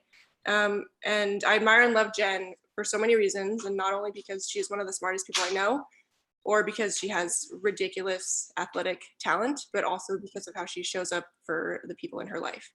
There's one story in particular that I think really exemplifies this special quality about Jen. While we were studying for our first board exam, Jen's partner was diagnosed with cancer. So at a time when most of us were studying 12 hours a day, Jen also fit in doctor's appointments, hospital stays for chemo, and even an unexpected emergency department visit. I visited Jen and her partner during chemo treatment, and Jen showed us this tiny little visitor's room that she was studying in during the day in between chemo treatments. I think most of us and our loved ones can remember how stressful that time was, and there Jen was, balancing all of it so gracefully, even taking the time to study with me when I needed help. During a time when many of us had the luxury of prioritizing ourselves, Jen was showing up for everyone else and also crushing boards to boot. I could name a million other reasons I love Jen, but I think the way she authentically cares for other people is one of her most special qualities. I know Jen is going to be an incredible physician and advocate for her patients. So Dr. Cogburn, I'm so proud of you and all your accomplishments, and I'm honored to call you my friend. Wow, thanks, Lynn. That was very sweet and bring a little tear to my eye. So I'm going to try to make this short but sweet. I'm not a person of many words, but I'd like to thank my family. I know that they're all watching today, and I'm the first doctor in my family, but I definitely couldn't be here without them today. So this is not only a big moment for me today, but for my whole family. Thanks for all the love and support you guys have always given me. I seriously could not be here without you today. Disappointed that my grandpa couldn't make it another year to see this day, but I know he's watching down on us today, and I love my family so much. And then to all my classmates and my faculty in Spokane, y'all are just amazing people. We obviously have this amazing graduation day because we are such caring and just support each other throughout all of this. So I'm excited for what you all are going to do, and I can't wait to see all the things that you're going to do for the world. And I am lucky enough to have had two mentors along the way. So Dr. Swanson and Dr. Lee, thank you so much. You guys have both guided me and given me the strength and guidance along the way that I needed. And so I couldn't have been here without you either. So thank you so much. Thank you and congratulations, Dr. Cogburn. So my next student that I'm going to introduce is Dr. Sydney Dautell, and she will be starting an obstetrics gynecology residency at the University of Chicago. So I get to introduce Sydney, and Sydney is someone who every time I was around her, I was just reminded of how fantastic she was. We always end up laughing, always incredibly positive. But I think one of our favorite memories is when there's a group of us students rotating in Wyoming at the same time. And so at the end of our rotation, we decided to meet up in Jackson Hole for a couple days and all stay in a fancy little lodge and resort. And so we all know that the best part of being a hotel is the pool and the hot tub. But unfortunately, we didn't get there until about 11 p.m. And me and Sydney decided we were not going to settle for that. So we went down to the hot tub, and of course it was locked because it had closed an hour before. But we were not going to let that stop us. So we snuck outside the hotel and found that someone left the outdoor gate open. And so snuck it through that. And then the indoor door to the pool was still open. So went in there, and we had a great time relaxing in the hot tub. And we just ducked behind a rock every time someone walked by. And we had a great time in Jackson Hole. So I hope, Sydney, that you continue to bend the rules and have fun in your OB-GYN residency. Thanks so much, Alex. That was so much fun. We had so many good memories together. I have so many people to thank. It really takes a village. But first and foremost is my husband for always encouraging me to follow my dreams, but also to my parents. I wish I could have been with you today to celebrate this, but I certainly would not be here without you and my sister and my in-laws. But also all of my dear friends I've made in medical school, and my roommate, Kristen, and all of my mentors. I really appreciate all of your help and guidance and encouragement. I'm so grateful for all of you. Thank you. Congratulations, Dr. Dautell. I'm so excited. And the next student that I'm going to introduce is Sydney's roommate, Kristen MP, and she will be starting her pediatrics residency at the University of California in San Diego. So it is truly my joy to introduce Kristen. We signed a 2-year lease to live together without ever having met each other. And she's grown into be one of my best friends in life. It's such an honor to be graduating right next to her now 4 years later. The memory I wanted to share came from a couple months ago.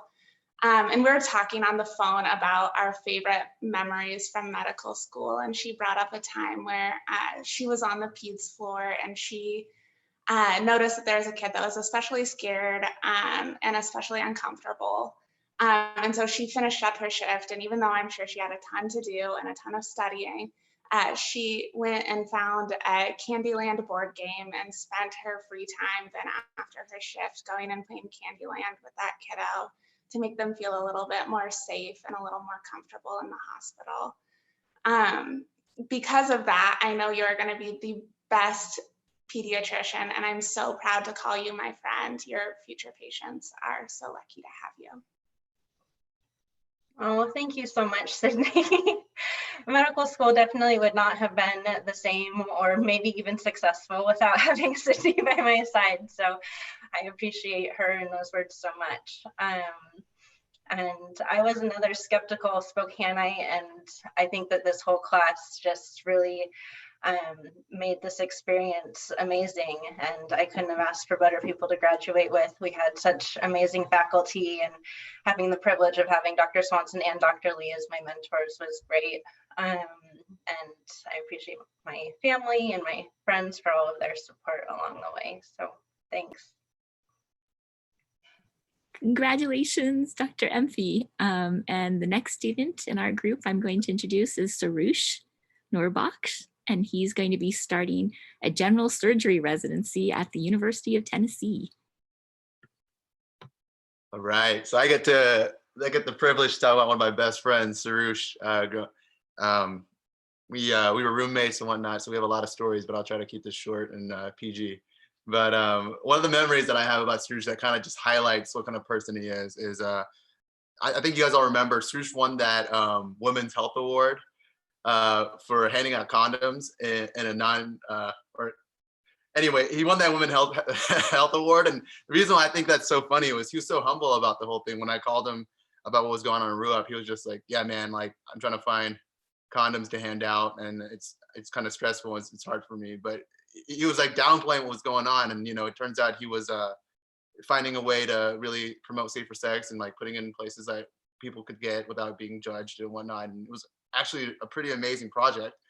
So amazing he won that award. And, if you actually Google Sarush Brewster and condoms, you'll see the article that people wrote about him because it was so amazing. But yeah, I mean, our roommates, we all talked about summer and catching up, but Sarush never talked about what he won. He was just doing, being humble and just saying like he was doing his job. So I think that was pretty amazing. And also too was Sarush actually got a stipend for winning that award, and he could have just taken that all to himself and spend it for himself, but he wanted to support his friends and have a good time. So he went out and got us pizza. We had a condom sponsored pizza party hosted by Sarush, and it was dope, man. I think Sarush just is just a very generous and kind and amazing friend, and I appreciate you being there for me throughout med school, man. Well, thank you, Danny. I appreciate those kind words. I think they were kind words. But honestly, you're one of my closest friends, and thank you for that. I have so many people that I need to thank for this. Every one of you guys, all my friends, my whole extended family for always being there for me. My wonderful girlfriend, Jessica, my mom and dad and my sister for giving me everything. I don't know, it takes a lot of people to make something like this happen. So just want to say thanks to everyone for that. And thank you, the organizing committee, for making such an awesome celebration. Thank you, and congratulations, Dr. Norbach. And my last student to introduce is Laura Stolp. And She will be starting residence. She's a trust scholar, and she will be starting residency in medicine and pediatrics at the University of Minnesota.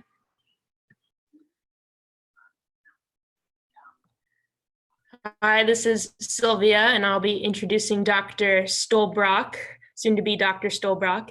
And I had the privilege of living and learning with Laura for a few years. And Laura is very organized and methodical about many things in her life. She brews things, she grows things in her garden, she raises kittens found in the neighborhood. But one thing she's not very good at controlling is the amount of gummy bears she eats in one sitting. So she had to have Kevin, her partner, make sure that she rationed them out, not only for her, but for the rest of us, and that they were used as extra incentive to get us to study instead of getting each other to go do outdoorsy things instead of studying. So thankful for her, she had Kevin by her side who helped her succeed. Congrats, Laura. Thank you, Sylvia. I would like to kind of just thank a list of people. I'd like to thank Dylan for his study guides. I would like to thank Alex and Justin for their amazing advocacy for all of our class. I'd like to thank everyone in my mentorship group. I really loved the group that I was in, and I can't wait to see what all of you guys do with your careers. I'd like to especially thank my trust preceptor, Dr. Castrodale, and all of my trust colleagues. And then my personal support friends, Sarah and Sylvia. And then last of all, I'd like to thank my family, my parents, and my amazing partner, Kevin, especially for his gummy bear rationing skills. Congratulations to Dr. Stolbach. I forgot that you were changing your name, and to the rest of my amazing group. You guys set very high standards for yourselves, and I'm excited for you going forward, and I'm excited to see what you guys will do in the future. So congratulations to you all. And I'm going to let Dr. Yang introduce his students.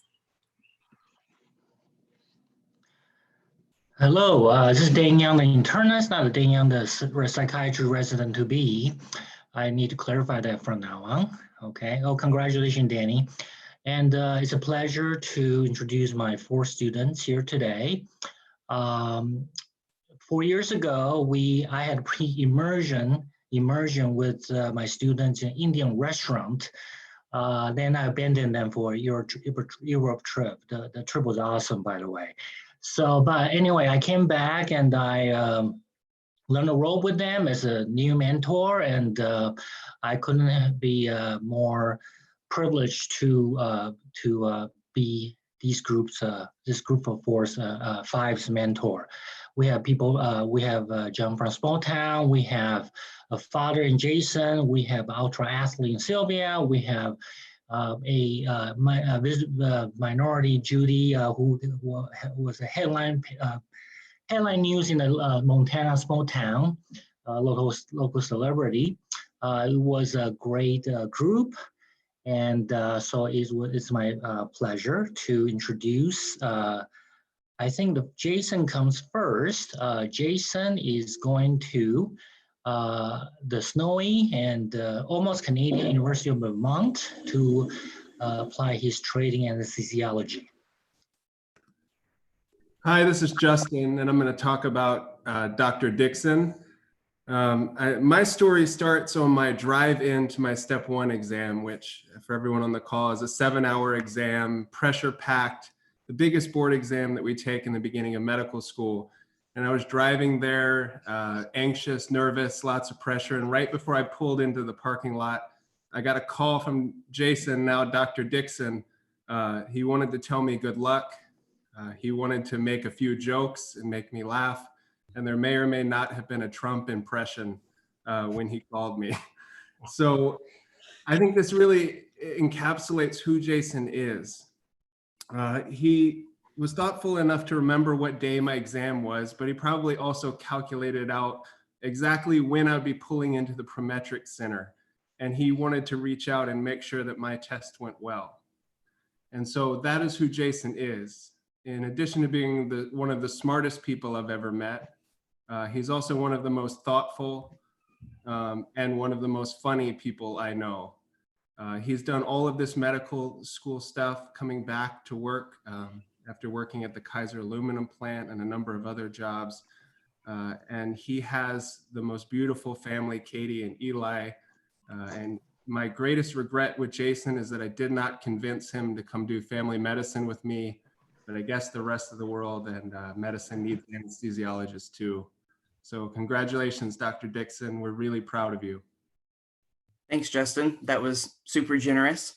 Yeah, this has been an awesome journey, and I have a lot of, I owe a large debt of gratitude to many, many people, starting with my wife, Katie, and son, Eli, who have put up with a lot of me being either gone or home, but still gone because I was locked in a room studying.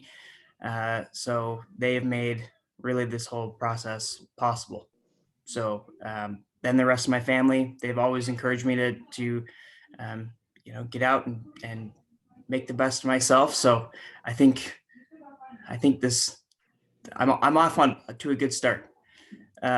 Also to all my mentors and preceptors, I could not ask for a better group of people to teach me, start me along my professional path, going all the way back to community college and undergrad, but certainly all the way through my medical school career. It's been amazing. And lastly, to my classmates, I sincerely could not have asked for a better group to start learning with.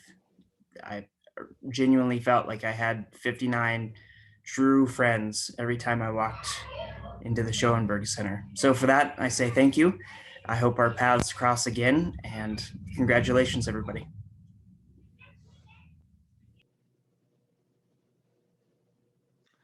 Okay, so the next student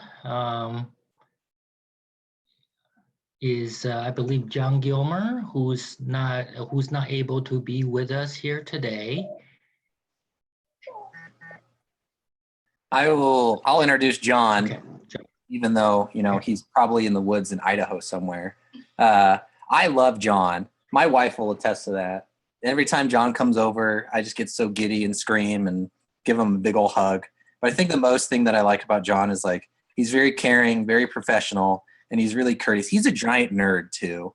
And especially we would do this thing called Mind Palace, where we'd stay in this basically break room that has a bunch of windows in a building, and we'd write on them in Expo so we could erase them. And we'd probably try to study for about 5 days. We'd be like, oh yeah, dude, we test it on Friday.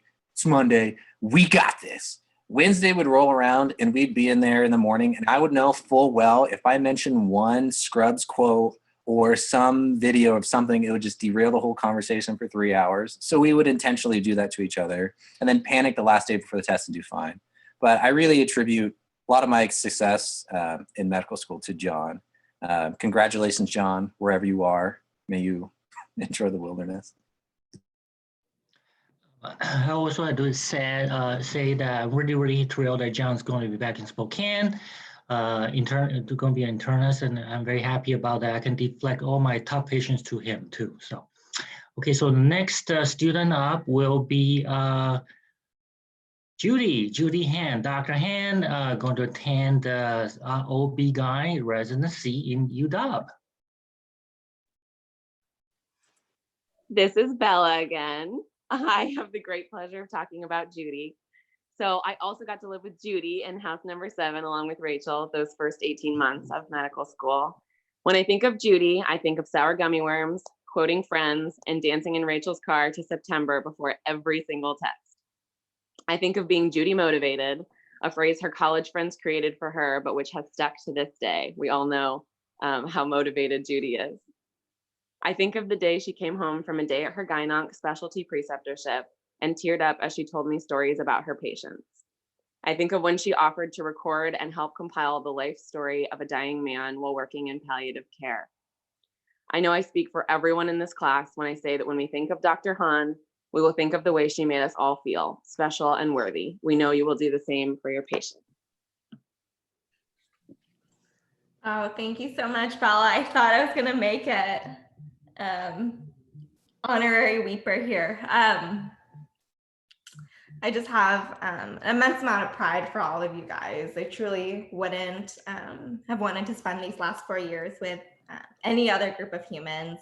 A very special thanks to our Spokane faculty for seeing something in us and investing in us from the beginning. Spokane will always have a special place in my heart. It'll always be the place where I developed true lifelong friends who have really helped me become the person I am today. And maybe we'll all end up back here, who knows? Until then, you know, keep being your amazing and compassionate selves. I want to shout out to my parents who are here with me. I actually flew down from California this morning so that I could do this ceremony with them. My sister Jenny is watching as well. Thank you guys for all of your love and support. I love you guys all. Thank you. Okay, last but not least, Dr. Stillmacher, Sylvia. Sylvia is also the member of AOA Honor Medical Society, and she's a recipient of UW School Medicine Service Learning Award. I get to share some memories about Sylvia Stallmacher, one of my best friends in the class. I remember meeting her on the first day. Her hair was messy, so I thought we would be friends. And then later that day, I learned that she spent her childhood raising rabbits in 4-H, and then ended up later helping me rehab 4 kittens that we found in the alley of our house. She was my global health co-lead, and she ran an amazing natural disaster simulation for us. I remember a lot of us were a part of that for the global health group. And she also did this thing with our study group where she would come up with these amazing question vignettes, and Brad Pitt and Angelina Jolie were always the patients. So thank you for teaching me. I love you so much. Thank you, Laura. I didn't remember about Angelina and Brad Pitt, but I'll have to look back through those. Thanks to all the mentors and faculty in Spokane who have helped me get to here, especially you, Dr. Young, and thanks to my parents who are watching at home. You've helped me get here, and so thank you for all that.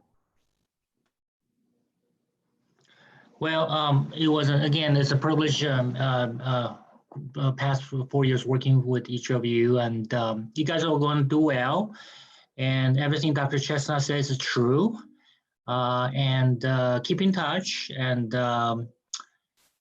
again, enjoy the next phase of your career. Now, after the senior college Palouse is finished, I think I'm the last person. I'm going to transfer this to ceremony to junior college, which is Selkirk. Hey, thanks so much, Dan. So Matt Holland here, Selkirk College head. We're going to get started by introducing Dr. Gore's group. Dr. Gore couldn't be with us. I think if my group wasn't so amazing, I would be totally jealous. This would be my second favorite group. This is an amazingly brilliant and fun and just really generous group. And I know that Dr. Gore, when she decided to transition back out of the college faculty, really loved you all. And I think the students were a big part of what she was going to miss when she moved out. So we're going to start off with Bella Dahlgren. Hey, Bella. So Bella Dahlgren is a member of the Gold Humanism Honor Society. She'll be doing pediatrics at the University of Washington and will be introduced by Anja Tjaden. Hey, Bella. You don't know this story, but I remember when I first met you. I saw you across the room at the Seattle Second Look, and I instantly knew I had to make you my friend. You never really had a choice. I strategically sat next to you while Diane Noaker talked to us all about the incredible amount of debt we were about to put ourselves in. And I remember you calmly pulling out colored pencils and a coloring page and offering me one too. In that moment, I knew my first impression was pretty accurate. Summing you up with a single memory feels impossible, so I'll just speak for many people and say everyone who meets you, or even spots you across a room, can feel your warmth. You are authentic, kind, and intuitive. I will miss seeing your face on wards, but I know I can always look forward to phone calls that last hours and texts that take up my entire phone screen. You never really had a choice, but I knew I made a great one when I made you be my friend. Anja, I'd choose you any day. But I didn't have a choice, you're right. Thank you, everyone. Thank you, Anja. And I just want to reiterate a sentiment that I know I've said before. I just think that UW has amazing taste in humans. Grateful for all the friends I've made through this, and getting to meet the love of my life through UW is pretty extra special. And, you know, thank you to my parents and my family, and my dad being a doctor is a huge reason why I'm doing this. So, well, here we go. Just really grateful and so excited to see what everyone does.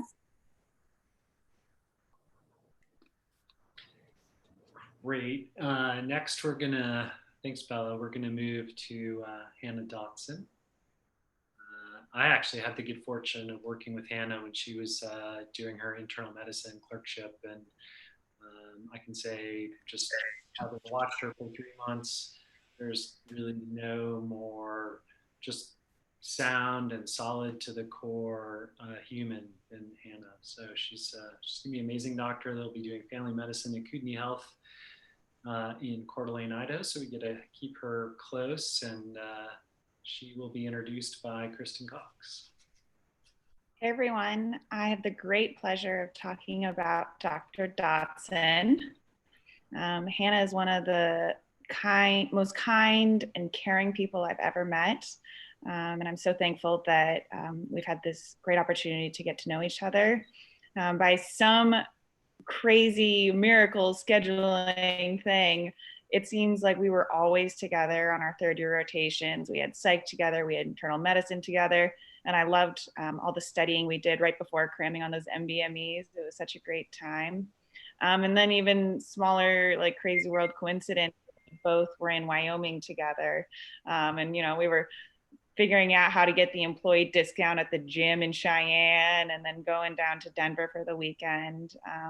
And then when we went and did step 2, we went to Joshua Tree and Disneyland. So many great memories with you. But I think what really stands out is just how caring you are. And I know you are going to be an absolute amazing family doctor. And I'm so happy for you and proud of you. So congratulations, Dr. Dotson. Thank you so much, Kristen. That was such a sweet sentiment.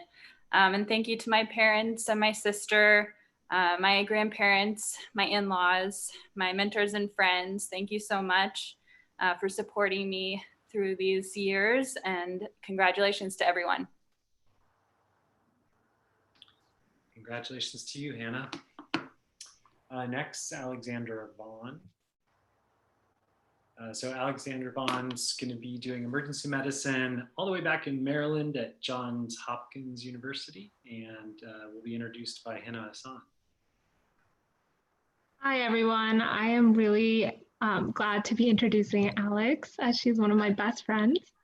Alex is incredibly selfless. She has always shared her chips and salsa with me. Not her bad salsa, but her good salsa. And she shared her snow gear with me when I was freezing and clearly unprepared for snowshoeing. She is so open-minded and always eager for adventure. She continues to surprise me, like when she hikes by herself in Whammy Land, not afraid of bears or getting lost, or when she handles spicy food better than me. She's always pushing me out of my comfort zone, like when she made me go ice skating and held my hand while I kept falling. Med school wouldn't have been the same without you. Johns Hopkins is incredibly lucky to have you, Alex. You are going to make an amazing doctor. Well, thank you, Hannah. That was very sweet. I'm glad I could expose you to some of my wilderness and spicy lifestyle.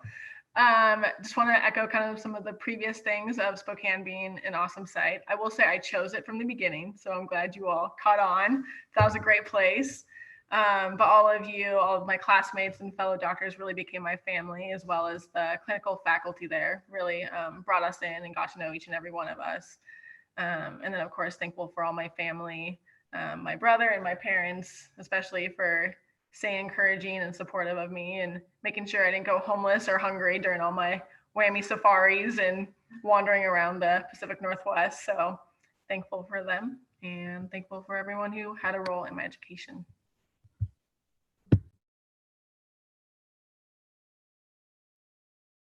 Great. And certainly certainly not last, and certainly not least, to get that right, get the pleasure of recognizing Troy Yee, who will be doing pediatrics at the University of California in San Diego, and will be introduced by Annie. Troy, you really annoyed me when we first met. With all of your texts, all the invitations to go out, you really dragged me out of my house. I can't share a single memory about you because it would take literally 4 years. That's how profound our friendship has been to me. You have, without a doubt, the kindest and most loving and open soul I have ever met. You can hear Troy's laugh from miles away, sometimes borderline on irritating, especially on exam days. But that just tells us how big his heart is. Through Foundations, he really took care of our friends selflessly. He often cooked for us, drove us everywhere, and he always took care of my special needs dog Biru when I become overwhelmed with school. Dr. E, I am so honored to have walked with you these last 4 years. I am so excited for our journey together, and I'm very honored to also have met your wife, who has also become one of my really, really great friends. Pediatrics is so lucky to have you, Troy. I love you very much. Congratulations. Thank you, Dr. Yang. It is true. I forced her to be my friend. But I just want to thank God for all of you guys, my classmates. I think you guys were such a blessing during these 4 years. You really challenged me to grow as a human. You taught me how to love in so many different ways that each person has in their own strength. And I just thank my family. I thank my beautiful wife, Barbara. If you've met her, I'm sure you had a great blessing too. And yeah, thank you, everybody. Thank you, all the class, and thank you, all the teachers. Thank you, Deb. Great, so that finishes Dr. Gore's group. Next, we'll be moving to the 5 students that I had the just amazing fortune to get to know and work with. And every group brings like certain qualities and comes together in sort of different ways. This is a group that I admire and deeply appreciate for their lightheartedness, their dedication, their intellect, their enthusiasm and tenacity. So congratulations to all of you. I look forward to hearing about your journeys in this next phase. And we'll start with Dr. Vishu Anaconda.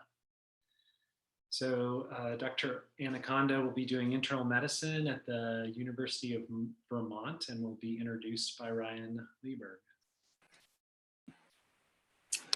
Hi, so yeah, I get the pleasure of introducing Vishu. I was really happy to be in the same mentor group with Vishu over the last 4 years and get to know him well through that. He was, because of that, one of the first students that I met in medical school. And we all speak often to this sense of imposter syndrome that we get in comparing ourselves to our really impressive and excellent peers. And Vishu was one of those. And he was probably the first person to give me a sense of that imposter syndrome. I know he was speaking early on about work he had done with marginalized children in King County, and I think the second day of school he wore like a Portland Marathon shirt or something like that, and immediately I knew Vishu was going to be somebody that would make me better over the course of the next few years, and I think he did that. I tried running with him for a little while. He outpaced me to the point where I stopped that after I think maybe first year, but I always remember having small groups with Vishu when we were split up into groups for interactive learning. We'd get assigned pre-work to do, and Vishu would always come more prepared than I think dang near anybody that I learned with over the last few years. And I can truly say that he made my learning experience better while I was at UW. So super grateful for him. He's got a love for science and a love for people that I think are going to make him a really incredible internist. And yeah, just thanks, Vishu.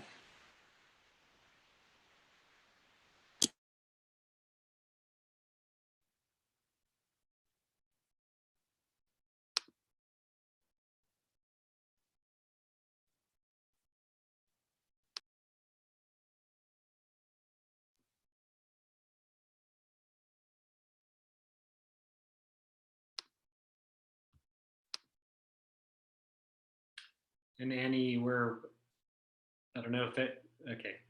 We'll try one more time to see if we can get Vishu's message here.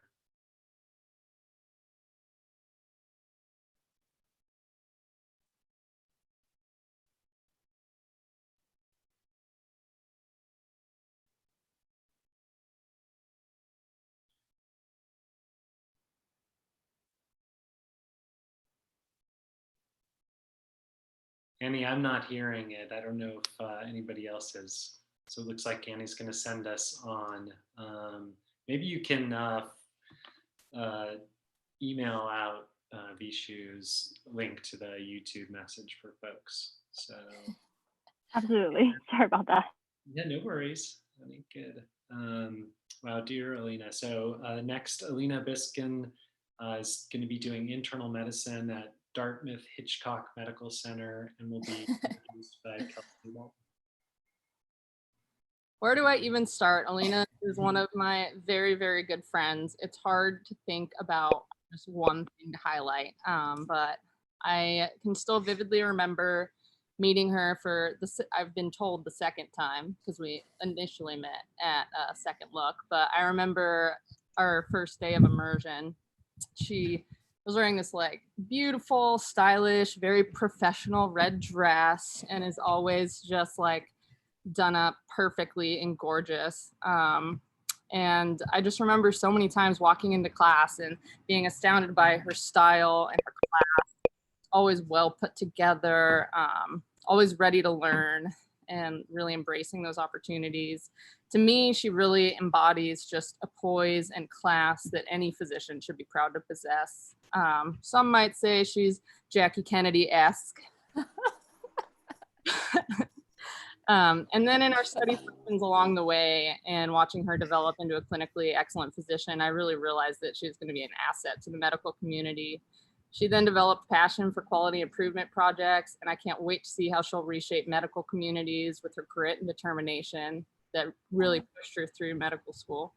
I hope to one day embody even an ounce of the class and dedication that Alina exudes, and can't wait to see how she excels in her career. Oh, thank you, Kelsey, so much. That's really sweet. And I almost thought you were going to talk about our dance sessions, but probably a good thing you didn't.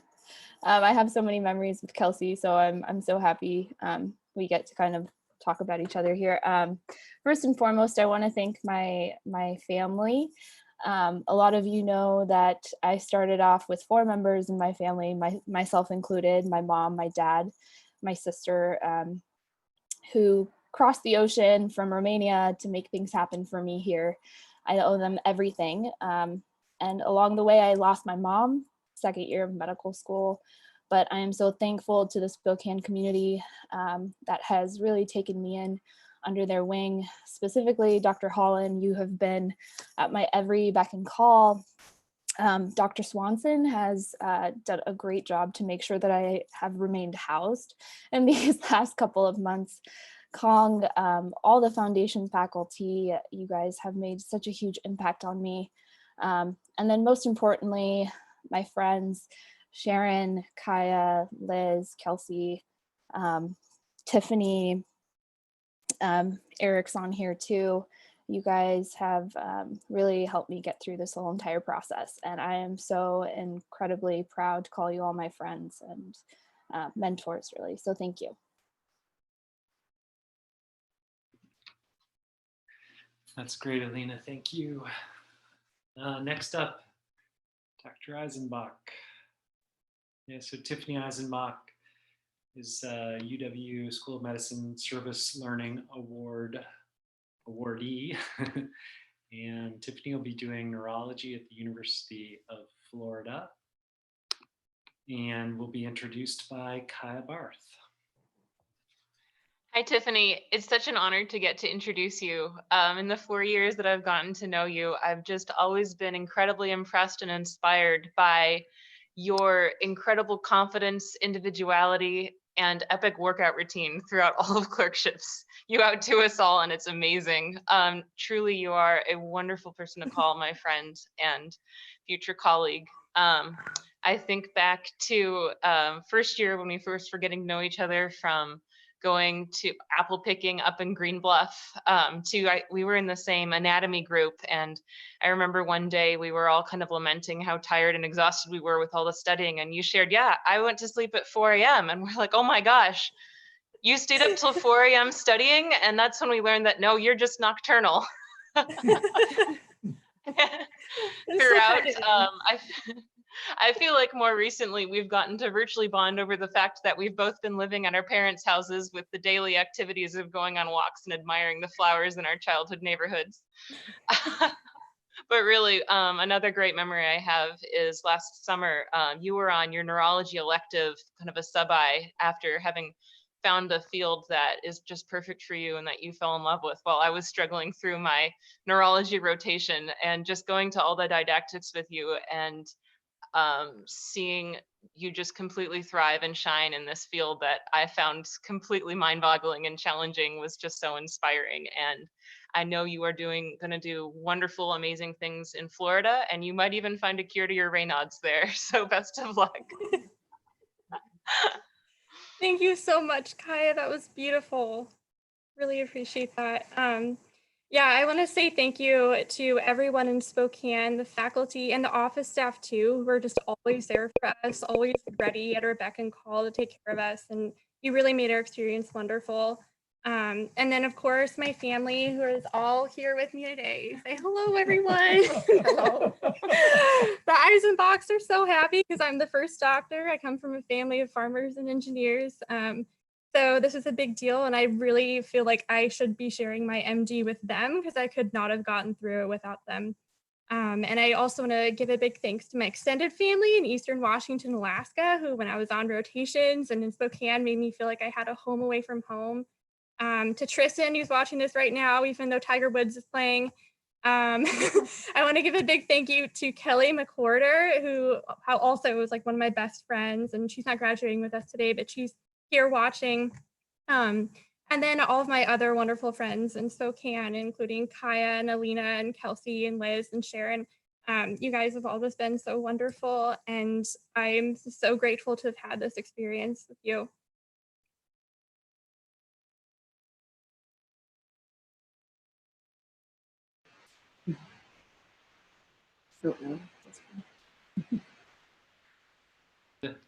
Sorry, you did.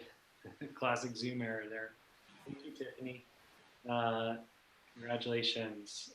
Next up, we're fortunate to have the honor to introduce Dr. Ryan Lieberg, member of the Gold Humanism Honor Society, who will be doing internal medicine at Madigan Army Medical Center. I'll be crossing paths with you these coming years. And will be introduced by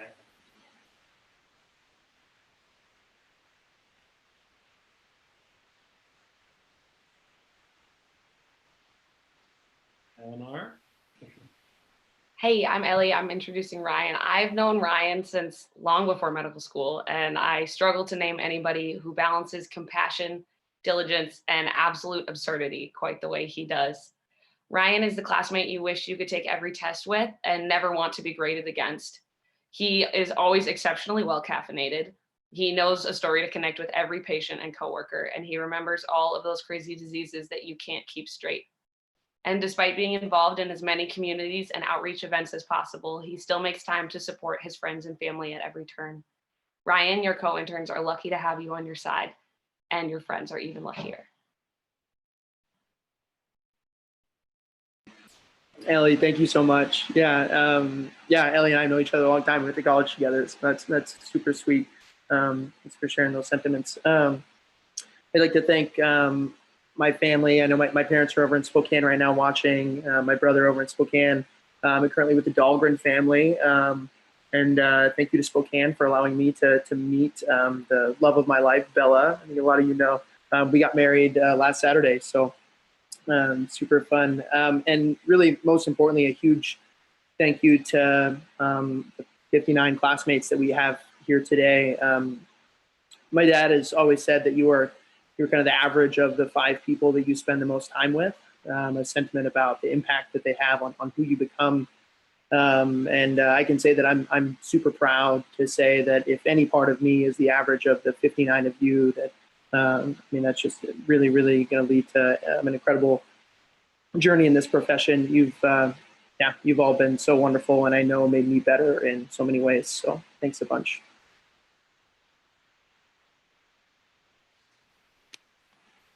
Thanks, Ryan. And so I think a big round of applause from all of the Zoom audience out there for both of you. Congratulations on your marriage. Didn't happen quite the way I think, and you all hoped, and we hope to be there to celebrate with you, but congrats. So, hey, last and certainly not least, I think I think all of the students in my group and myself recognize that Kelsey made us better. I think just that sense of determination and just the tenacity, really, that's, I think, a defining characteristic for you, Kelsey. I'm lucky enough to get to introduce Kelsey Walton, who will be doing anesthesiology, University of California, Davis, and will be introduced by Liz. Dr. Walton, this is Liz. I am just so incredibly honored to be able to introduce you. We actually connected before med school started. We were both just so excited to start med school that we got together in April before school started in August. So it was hard finding a particular memory to share. So I kind of have a few memories. They say to surround yourself with people who motivate you, hold you accountable, and make you want to be better. Kelsey has always been that person for me. First off, she exemplifies organization. If you've ever seen a Google Calendar like hers, it would blow you away. She was consistently the person that kept me on track with deadlines. I literally don't know if I would have been on track to graduate without her. Her mental velocity is incredibly admirable, and she frequently leaves me in the dust with how quick she thinks on her feet and just how fast she picks things up. And lastly, her dedication and tenacity with keeping a strong work-life balance is exemplary of a physician dedicated to keeping herself healthy so that she can take the best of care with her patients, a lesson I particularly struggle with.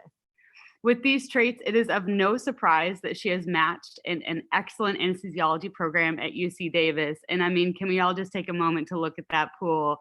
She is killing it. I love it. Kelsey has been one of my very best friends throughout medical school, someone I admire, look up to, and cherish, and I know she will make an outstanding anesthesiologist. Oh man, very, very close to crying. That was wonderful. Thank you so much for that excellent introduction. You and Alina were both there by my side the whole time and really encouraged me to go after my dreams, even when that was like changing specialties 2 weeks before the ARIS deadline, which not the wisest thing for most, but here we are with that tenacity, I suppose. I'm the first physician in my family, and I am very proud of that title, but I could not have done it without all of my family and friends supporting me along the way. I really feel like I'm in the right place, and I'm so grateful that the world just worked out so favorably for me. Especially have to thank my husband here for tolerating my long absences while I roamed about Whammy Land, really chasing my dreams and staying pretty busy. And of course, there was a lot of you go girls from my mom, which I don't think will ever stop and I'll always appreciate. And all of my friends that helped me stay sane, keep a positive and grateful outlook, encouraged me to stay myself and adventure. And then of course, all my med school classmates for commiserating in the insanity that is becoming a physician. I'm so grateful for every person in my life that encouraged me and couldn't have become a doctor without my friends and family supporting me every step of the way. Thank you all. Kelsey, congratulations. Hey, so I'm going to hand off the baton to the esteemed Dr. Denise Pounds, one of our Selkirk College faculty. All right, it is my pleasure to introduce my mentees that are graduating today. And I have 4, but it looks like 3 are joining us today. And it's hard to even know where to start when you think of sort of the journey that we've been on for the last 4 years. This group of students has been, I always say that like sort of my favorite part about teaching is actually the amount that I get to learn, being the person that oversees these amazing students. And this group of intelligent, amazing people were such an eclectic bunch when we started that I definitely remember after probably our first 1 or 2 hospital tutorials thinking, this is going to be an interesting dynamic. And what I can, without any question, say is that this is a group that absolutely had, everybody had their own strengths, and everybody was so receptive to sort of a culture and an environment of trust and building with each other. And I'm just so proud of really what you guys have become. And I can't wait to have you as my colleagues going forward. So I'm going to start with introducing Dr. Kristen Cox. Dr. Cox is a member of the AOA Honor Medical Society. She will be attending University of California, San Diego in general surgery.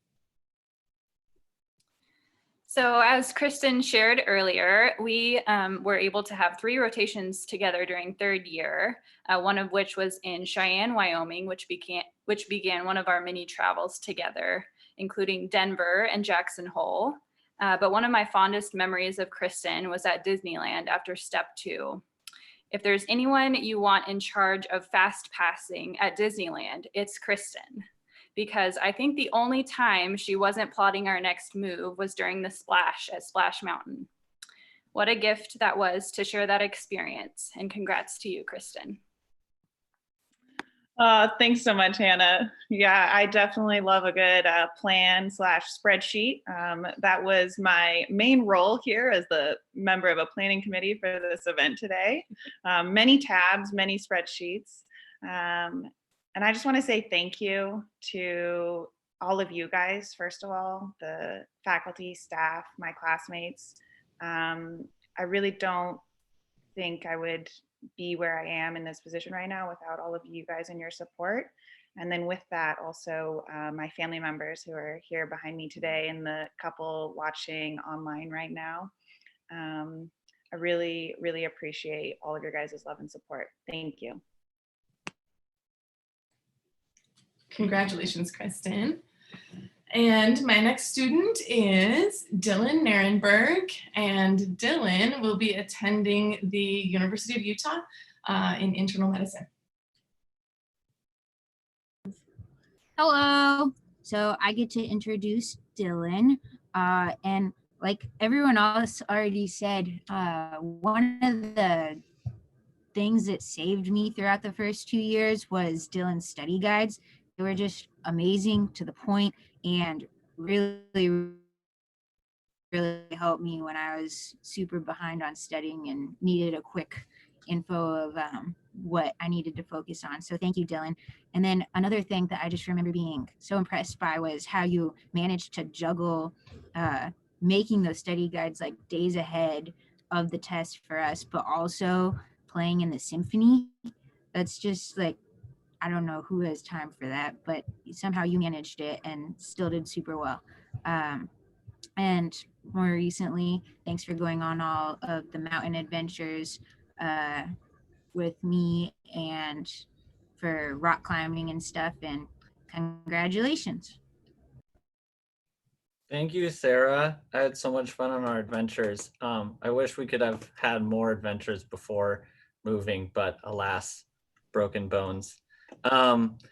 I just want to quickly thank people who've helped me along the way. My family, of course, for both financially and otherwise helping me, and also convincing me out of a career of music and into a career of medicine.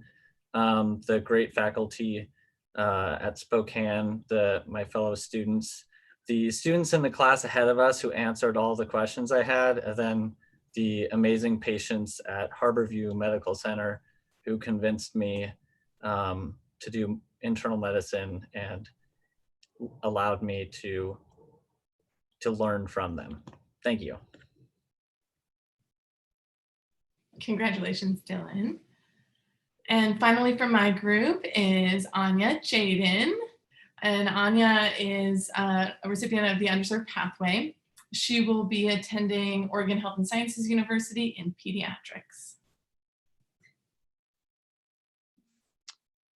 And hi, Anja. This is Katie. I have the pleasure of sharing a memory about Anja, who was my roommate for a period of time and who has become one of my best friends. So those of you who know Anja know just how creative of a person she is. Some people might remember her elaborate cartoon illustrations of the innate and adaptive immunity during our Invaders and Defenders block. She drew superhero T cells activating B cells and eosinophils with mustaches and monocyte deputies. Very creative. And I know I'll always remember during probably a more slap happy night of step one studying when we came up with a song and dance to try to memorize the nerve roots and muscles of the upper and lower extremities, which of course made sense to us. And then when we shared it to everyone else, it made sense to nobody else. Or how she substituted the autosomal recessive and X-linked diseases into songs like Happy Birthday and Row, Row, Row Your Boat. She's been a constant source of humor and creative inspiration for me that I have been so incredibly thankful for. And the OHSU Peds program is really lucky to have you. I'm so proud of you. Yay. Katie, that was so lovely. Thank you. I just want to echo what everyone said about Spokane. It really is the best place, I think, to learn medicine ever. I was expecting medical school to be really hard, and I wasn't expecting to find so much joy, whether that was with the new friends that we made, really connecting with mentors, or getting to spend time with our patients. It's really been just wonderful. And, thank you to all the people who helped get me here. My amazing husband, John. And my mom who's here, my dad, my whole family, John's parents, everyone has just been so supportive, and all my friends are just the best. You guys really got me through this. So I love you all. Thank you.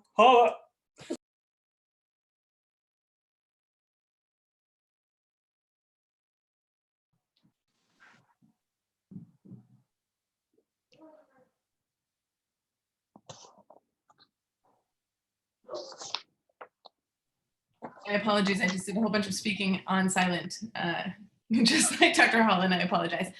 Congratulations to my whole group. I am so thrilled for all of you, and I can't wait to have you with me in the future. And next up is Dr. Scott to introduce his group. All right, well, thank you very much. My tenure with my Magnificent Five was shorter than anticipated, so I was flattered beyond compare when they asked me to participate in the hooding. I have the great satisfaction of introducing MacKenzie World Turner Rinaldi, Justin Giant Heart Thompson, and Lynn Super Stealth in a Good Way Zhao. At the beginning, I told them to study hard because I knew that in a few years I'd be calling them for help from the emergency department, and they've met this challenge squarely. They've left me little to do but sit back, be inspired, and remind them that exacerbate is just a fancy word for worsen, and the term past history is redundant. First, we have MacKenzie Rinaldi, AOA and Service Learning Award. She'll be attending University of Colorado in pediatrics. In the words of J.K. Rowling, there are some things you can't share without ending up like that. And knocking out the 12-foot mountain troll that is step one was one of those things for me and MacKenzie. The memory I want to share is shortly after that, when we, as two future pediatricians, finished suffering through the 12 weeks of medicine, sorry, Kong, and MacKenzie and I were well on our way to codependence.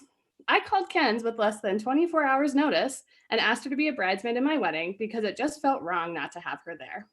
The next morning, there she was, floor-length navy dress and all. Because that's the kind of person she is. She shows up. She shows up for her friends, for her family, and she'll continue to show up for her patients. She just makes things happen. She's an ambitious, award-winning achiever, and all she ever does is lift up the people around her. I am so excited for everyone who gets to meet her in Denver. They really don't know how lucky they are to spend the next 3 years with her. Oh, well, thanks, you turd. Happy that you became my work wife over the last 4 years and we forced our husbands to be friends so that we could hang out even more. Whew, big thank you to my husband Matt, who's here, and my parents, and my mother-in-law Nancy, who helped us move to Denver. Greetings from Colorado. Really could not do this without my whole family. My sister who's watching, and all of my grandparents and all my bonus family from the Rinaldis that I gained while in med school. Mike and Margaret, thank you for supporting us from afar, and all those grandparents. And just another shout out for Spokane being the best place to learn medicine. I'm so glad you guys all got convinced that Spokane is the best place. And I hope that you all come back and practice with me someday. Cheers, everybody. Thank you. And next up is Justin Thompson, a trust scholar who'll be continuing work at Kootenai Health and Family Medicine, just down the road in Coeur d'Alene. And it is my great honor to be able to introduce Dr. Justin Thompson today. Of course, he really needs no introduction. He is our fearless leader, our class president. He absolutely set the tone for the great experience that we all enjoyed in Spokane. Starting at that early leadership retreat, it was just obvious who was the captain. So he's been an absolute beacon of leadership and discipline. He's been a relentless advocate for anyone he ever comes across, and he has spent all of this time putting all of us ahead of himself, truly leading from the front. He's a huge inspiration. He's just a really genuine guy with a wonderful family. My memory that I wanted to share about Justin came from our time at the end of our foundations when we did a smackdown. So we went to Schoenberg, and on some days we had to bring our kiddos. So I brought my son, and Justin brought his daughter, and we would put them in a windowless room and start a DVD for them. And then we would go into the other room and just write endless notes on the whiteboards. And before long, we were both doing push-ups for every wrong answer to a question. So a big thanks for my triceps. That's really helped a lot. So I don't have anything else to say. Congratulations. Thank you, Jason, Dr. Dixon, so much. I just want to start by thanking my wife, Jeannie, and daughter, Isla, for all their support and understanding throughout this process.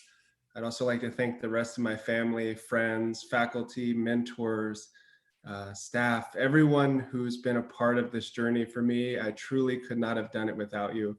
And to our class, I just want to say that this level of teamwork and camaraderie and connection is uncommon. And I'm so excited to see you all bringing this to healthcare throughout the country. Who you are is exactly what healthcare needs. Thank you so much. Thanks, Justin. And next is Lynn Zhao, Service Learning Award, who will be eating decent and thankfully pineapple-free pizza in New Haven at Yale's plastic surgery program. So I get the pleasure of introducing Lynn. Lynn's become my best friend in med school.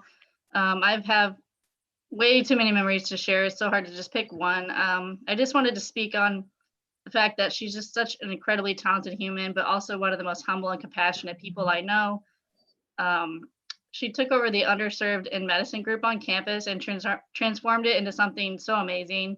She led the first workshops for underrepresented college students to meet medical students and learn about the path to medical school and what medical school is about.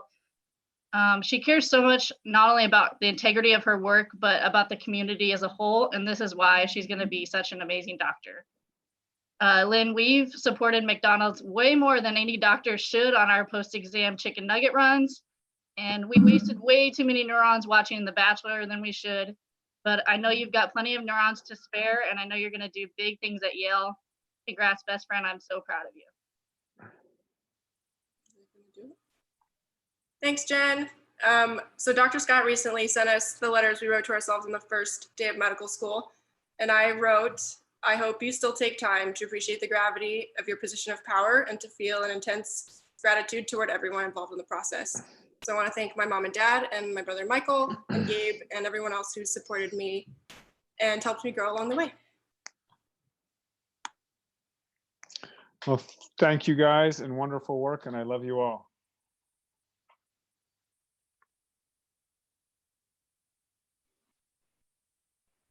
And now we're turning it over to Dr. Spence. So it's my pleasure and privilege to introduce my group of 4 students who are graduating. This group will forever hold a special place in my heart because they're my first group of students. And they welcomed me with open arms when I started on college faculty a little bit late in the game during the middle of their first year. And I've learned a lot since starting with them and looked back on those early days with this group, and just am so thankful for the that they welcomed me, that they gave me a lot of slack. I think they taught me more than I taught them, and I'm so proud of all of them.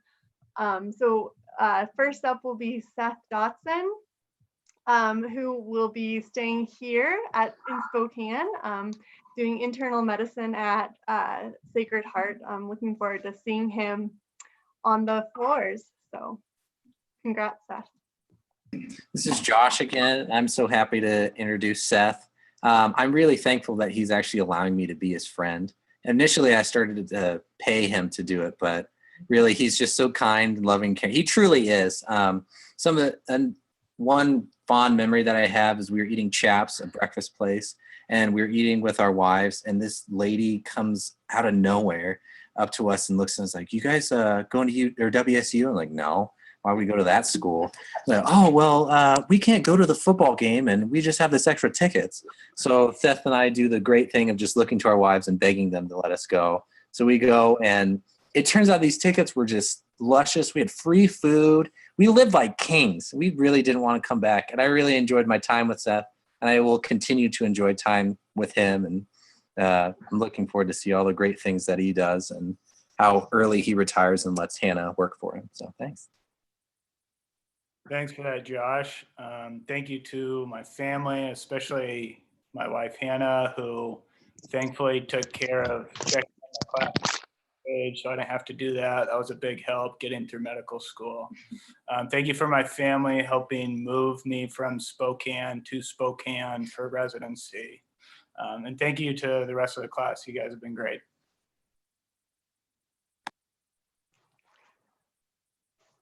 All right, and next is Dr. Howard Sanders, who will be doing pediatrics at University of California, Davis.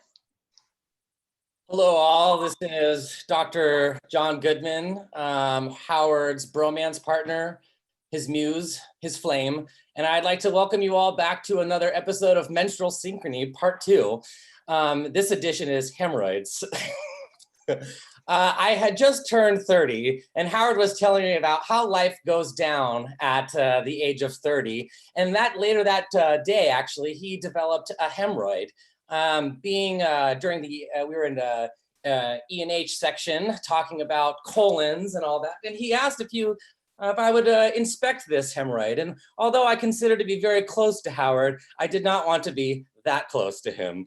In fact, I asked his wife to do this, the examination for me. Funny thing is the next day I too developed a hemorrhoid, thus showing that our menstrual synchrony, bond, friendship, bromance is stronger than ever. Thanks, Howard. Thanks, John. Yeah, it's never good when you have a solar eclipse on your butthole.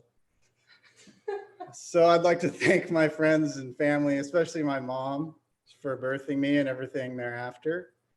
I've got some friends here. And thanks to everyone in Spokane, all the faculty, and to all my classmates. Congratulations. All right, congratulations, Howard. Next in our group graduating is Dr. Catherine Strandberg, who is going to be doing family medicine next year at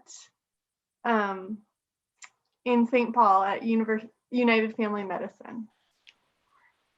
Hey, it's Ellie. I'll get Katie for a minute. I have always been so impressed by the way Katie seems to be up for everything, from the 5K and barbecue on the very first weekend to long ski days and golden evenings supporting our local breweries and long bike rides that I most definitely could not have participated in.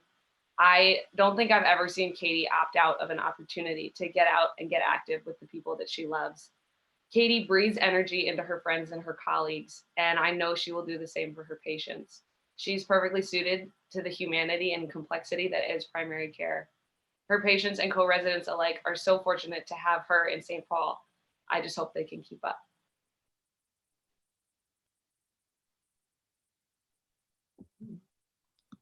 Thank you, Ellie. I appreciate those kind words and memories you shared. And I'm glad to have the opportunity to send out thank yous to all the many people that deserve them. First and foremost, to my parents who are sitting here with me today, Amy and Eric, my brother Evan, my grandparents, my aunts, uncles, cousins, and extended family. I am so incredibly thankful for your support and could not have done this without any of you. And to my partner, Alex, who was completing his medical school journey across the country. And now we will finally be back in the same place. And then to all my phenomenal teachers, mentors, faculty, and staff with the University of Washington who've been amazing inspirations throughout this entire process and have really helped me to become shape me into the physician that I will be. And then finally to my fellow E16 classmates who continue to amaze, inspire, and motivate me and make me laugh on the regular. I love you all and I'm so proud of us, and I can't imagine having gone through this without all of you. Cheers, everyone.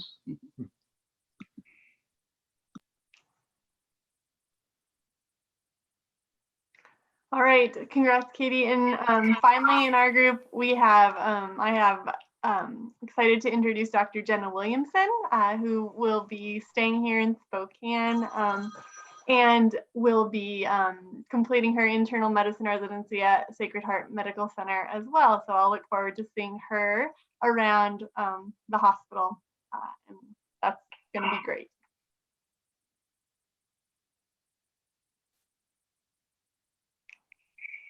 So I have the great pleasure of introducing Jenna, and first off, no mention of Jenna would be complete without acknowledging the great practice quizzes that she put together for the entire class prior to every exam. I know that I and many others benefited from those, so thanks for all the hard work that went into that, Jenna. I wanted to share a moment from last fall when I found myself at a Women in Medicine meeting with Jenna, and at the end of the presentation, one of the first year medical students who was there asked us who we were because she, quote, thought we looked like medical or looked like doctors. And I have to say that I've always felt that way about Jenna too. And even though I think I'm older than her, I've always aspired to be like her when I grow up. But she's been such a quiet force within our class, and she has gracefully juggled being a mom and a medical student. And knowing that she has so many great qualities is the main reason that I didn't feel bad when Danny always confused me with her during our first 2 years of school. The medical field is so lucky to have her. Congratulations, Jenna. Oh, thank you so much. That was so kind. I have a lot of thanks to give. It took a village to get me here. The people sitting next to me deserve the greatest thanks because they have sacrificed a ton. This girl and her bravery while I had to do too many and too long away rotations. I really want to thank all of my mentor and all of the teachers, all of the faculty and staff that I have really taken all of your guidance to heart, and it's benefited me greatly. I want to thank all of my classmates. You guys have taught me more than you know, and I am so proud of all of you guys. I think you have all inspired me, and I am so excited to be sharing this moment with you guys. So thank you, everybody. All right. Well, congratulations to my to the to Team Spence E16s and look forward to seeing where you go in your careers. And on to Dr. Wildman. Karen, you're muted still. Okay. Same mistake as previously. So anyway, we are on to our last group.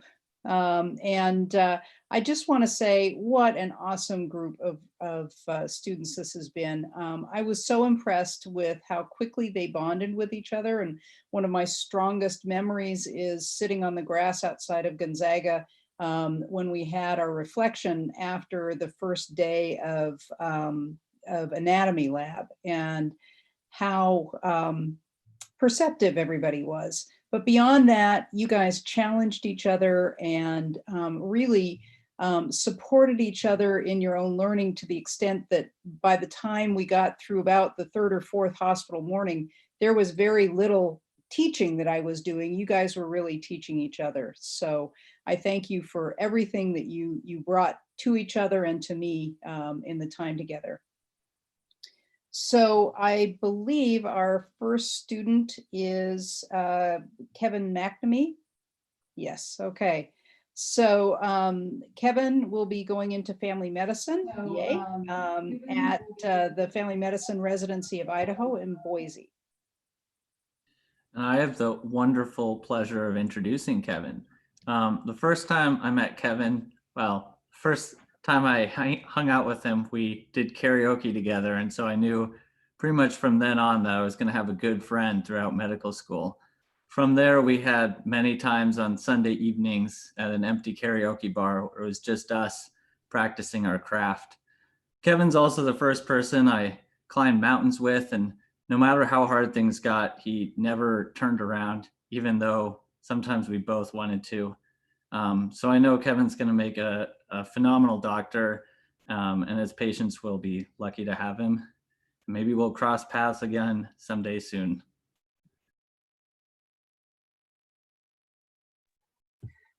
Thanks, Dylan. I have a long litany of people to thank.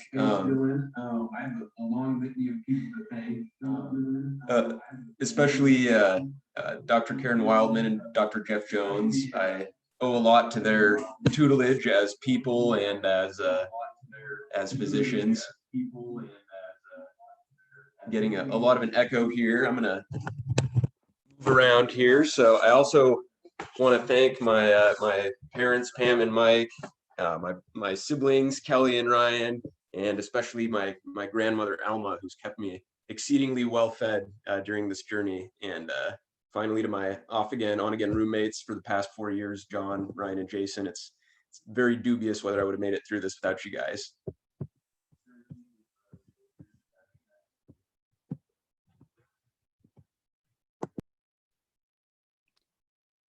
Congratulations, Kevin.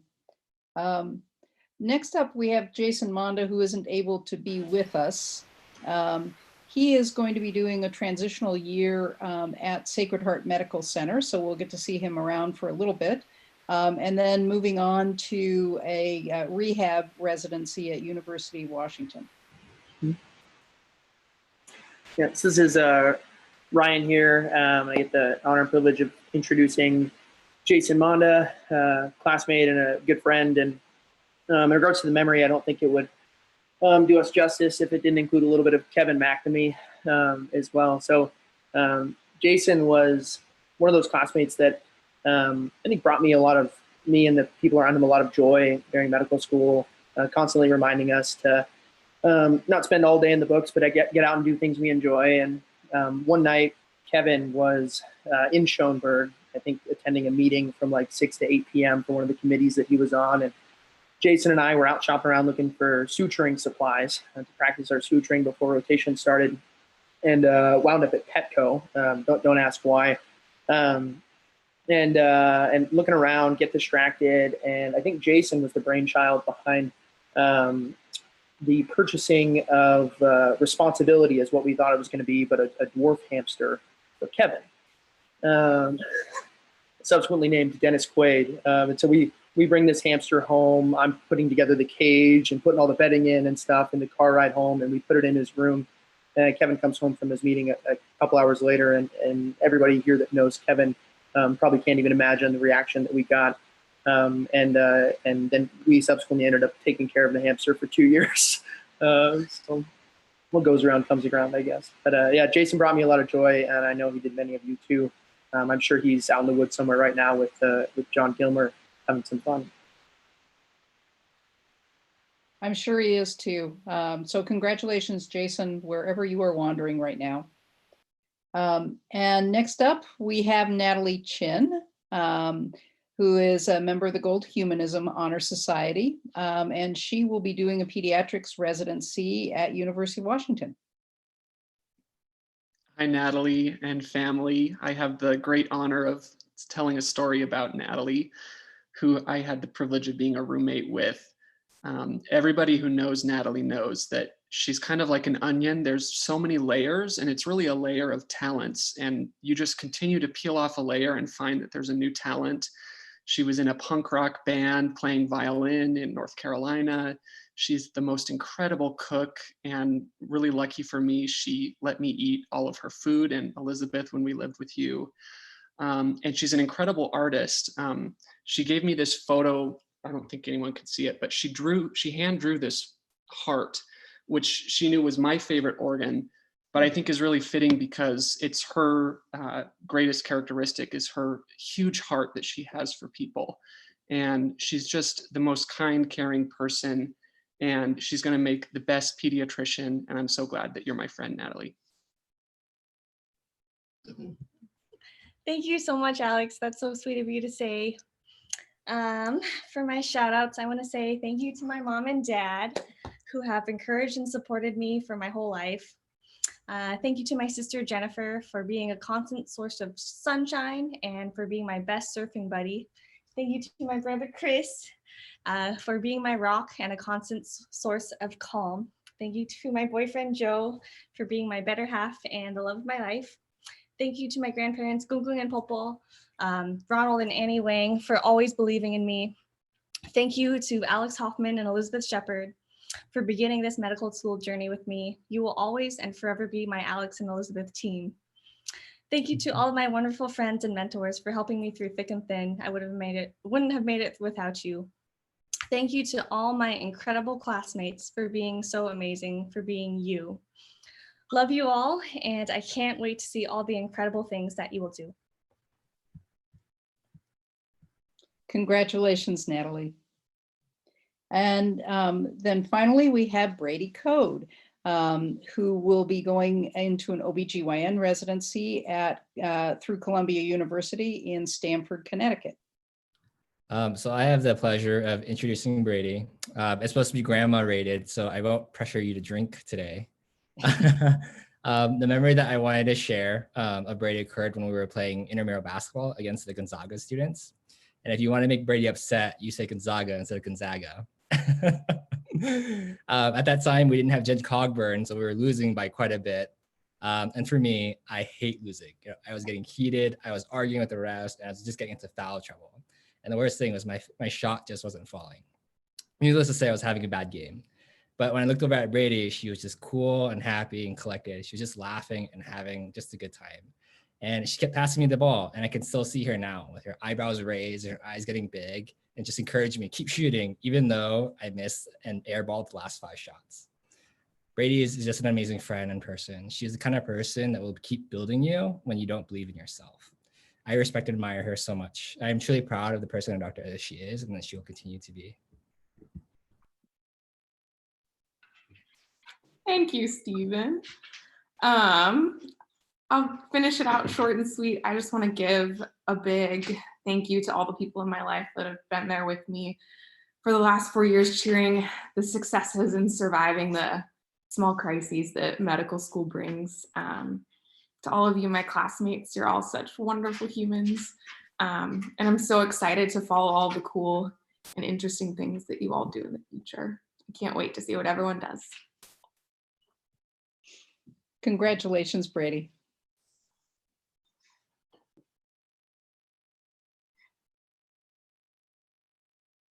Wow, that is amazing. You guys are such a phenomenal group. It's I was really, you made me laugh, you made me cry, and that's the way that it should be. That really concludes the introduction of all of our graduates. Again, congratulations to all of the new doctors who joined the ranks. This is a special family, this family of medicine. And I can't say enough how proud I am of you. And I know I speak for the entire faculty here in Spokane to say we are all so proud of the work that you've put in and the doctors that you're going to be. And on a personal note, I was just reminded again today over the last little bit how phenomenal your mantra was of no one left behind. It was beautiful, beautiful to watch. I'd like to take a moment to introduce myself. For those who don't know me, my name is Mike Stevens. I'm on the foundation faculty here in Spokane. It's my privilege and honor to be able to introduce to you the physician's oath. Our students have an ingenious way of presenting and reciting the oath for you today, and I get to do a little bit of an introduction and history about that. I do want to say the oath is kind of near and dear to my heart. I actually carry my oath with me in my bag. This is the oath that I took back when I graduated from medical school from the University of Washington, and I actually have it with me all the time. So a little bit of introduction and history about the oath. During the first 2 weeks of medical school, as many of our students have already talked about in immersion, this was 4 years ago for the doctors before you now, of course, we spent one session grappling with the physician's oath, trying to convert it to a student version of that oath. I know many of the family and friends that are here with us today watched them deliver that oath during that immersion time. I was actually in the classroom when they went to put that oath together, and it was remarkable to watch. I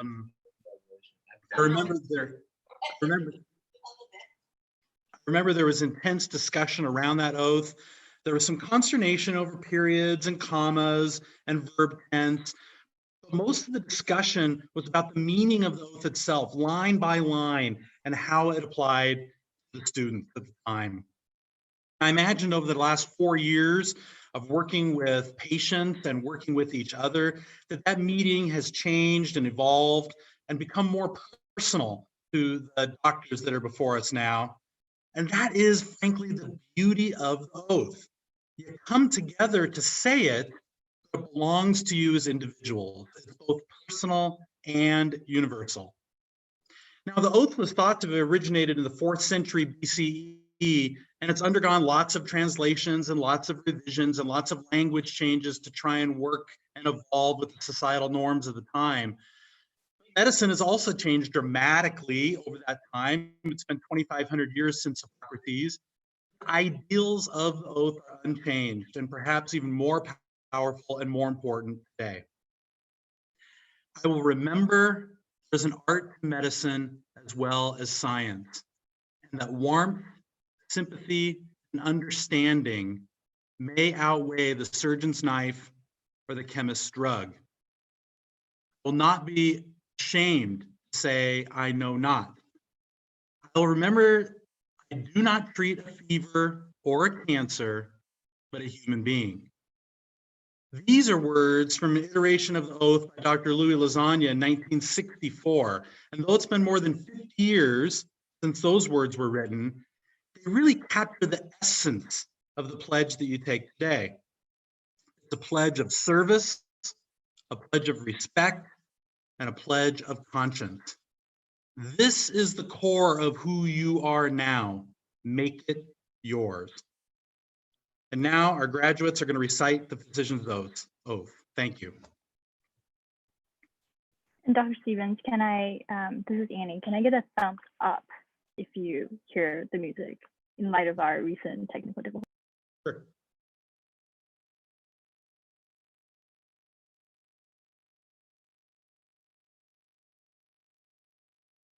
Annie, I think you need to be spotlighted in order for us to hear. Okay, will you try spotlighting me? Annie, I think you need to be spotlighted. Take. Yep. In order for us to hear. Take 2. Will you try spotlighting me? Yep. Kenzie, could you hear? Hit play again. Kenzie, could you hear? No. Kenzie, could you hear? No, where's your volume level? Let me reshare my screen. I apologize, everybody, for the technical difficulty. No, where's your volume level? Oh, it's already way up high. Okay. Oh, it's already way up high.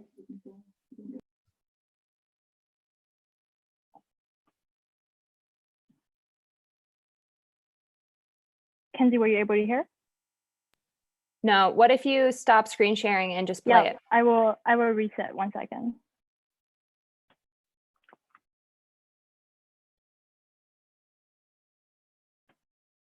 Somebody tell a joke. Kelly, where are you? Is your baby sleeping? Yeah, I know. I'm trying to think of one here. What do you call a pile of cats? A meowton. I'm so proud of you guys. I just want to say hi, and this has just been phenomenal to watch. So thank you everyone for putting it together. I'm gonna try and play some music on my computer. Kenzie, will you let me know if you hear it? Better? I think so. That's working. It's working? Yeah. Okay. 1 second.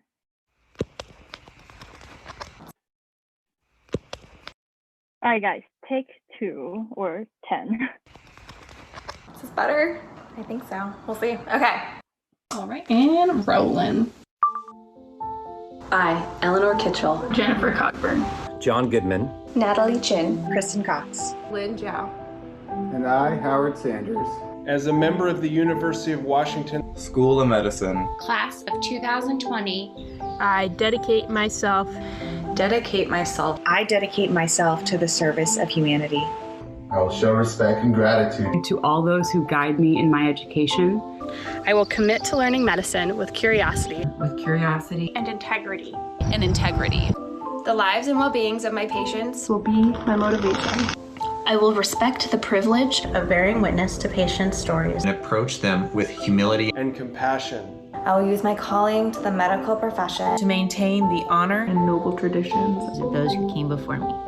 My colleagues and I will be sisters and brothers, strengthened by our differences and united by our convictions. I will not permit considerations of age, disease or disability, creed, ethnic origin, gender, political affiliation, sexual orientation, social standing, or any other factor to interfere with my duty to my patients. I will continuously engage and appreciate the diversity of human life.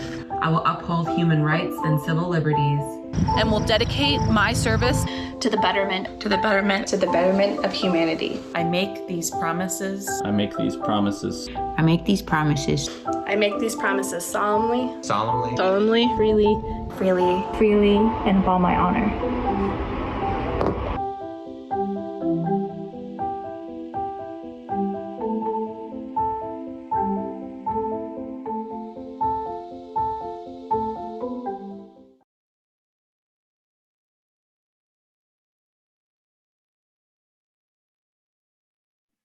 Did that work okay?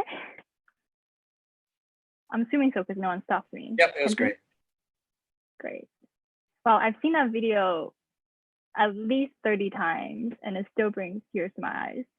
So that was the first time that video was played to anybody in the School of Medicine. I really appreciate all of you who got me the videos in the last minute. And it's honestly been such an honor and privilege to put this together for all of you. Next, I would like to introduce our student speaker, Dr. Alex Hoffman, who will give his first speech as an MD. Thanks, Annie. I hope everyone can hear me.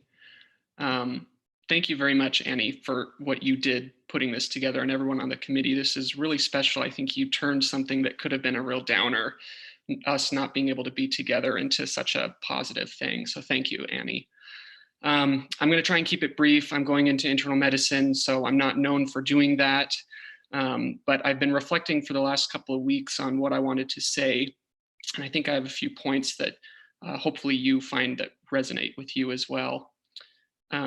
As many of you have talked about, those first 2 weeks of medical school were so special. They were our boot camp, our immersion, and we were all eagerly anticipating it in the heat of August in Spokane. And my first recollection was walking up to Schoenberg, this bizarre concrete teepee building, and thinking to myself, what the hell is going on? Is this really where we're going to be spending time? They're going to cram 120 of us into here. And I was thinking all the wrong things, because it became very clear very quickly that it was not going to be about a building. It wasn't going to be about the classrooms. It was going to be about the people, the relationships that we were building. And very early on, it became clear that we were a class that were going to come together with some common values. And I think that is the mark of our class, is that we came together so quickly early on. We really forged a common identity. It was founded in the principles of unity and togetherness. Like Dr. Stevens said, that we very early on said that we wouldn't let any student be left behind. And that we also really felt strongly as a class that we were going to be a group of physicians ready to tackle some of the problems that continue to plague our society, but continue to be overlooked by a lot of people. And so that's the theme. It's the people that I kept coming back to when I was thinking about what I wanted to talk about. Even when our 18 months together in Spokane was over and some of us stayed in Spokane, some left to do the safari or make a new city their home for the next 2 years, anytime I came across any of you in my travels, it was like I was seeing another member of my family, and we picked up right where we left off. And I feel very, very lucky and thankful to have each of you as a member of my family for the last 4 years, and to be continuous members of my family moving forward. I really think that today was special because we got to reflect on the people that we're thankful for, and I want to highlight some of those people that our class is very thankful for. Medical school really introduces challenges in our lives that perhaps are only second to the challenges that we're going to be facing next in our career, which is residency. And that requires a really special group of people to support each of us so that we can be successful. Dr. Clauser, my college mentor, was one of those people, as I'm sure, and I've heard, your college mentors were those people for you.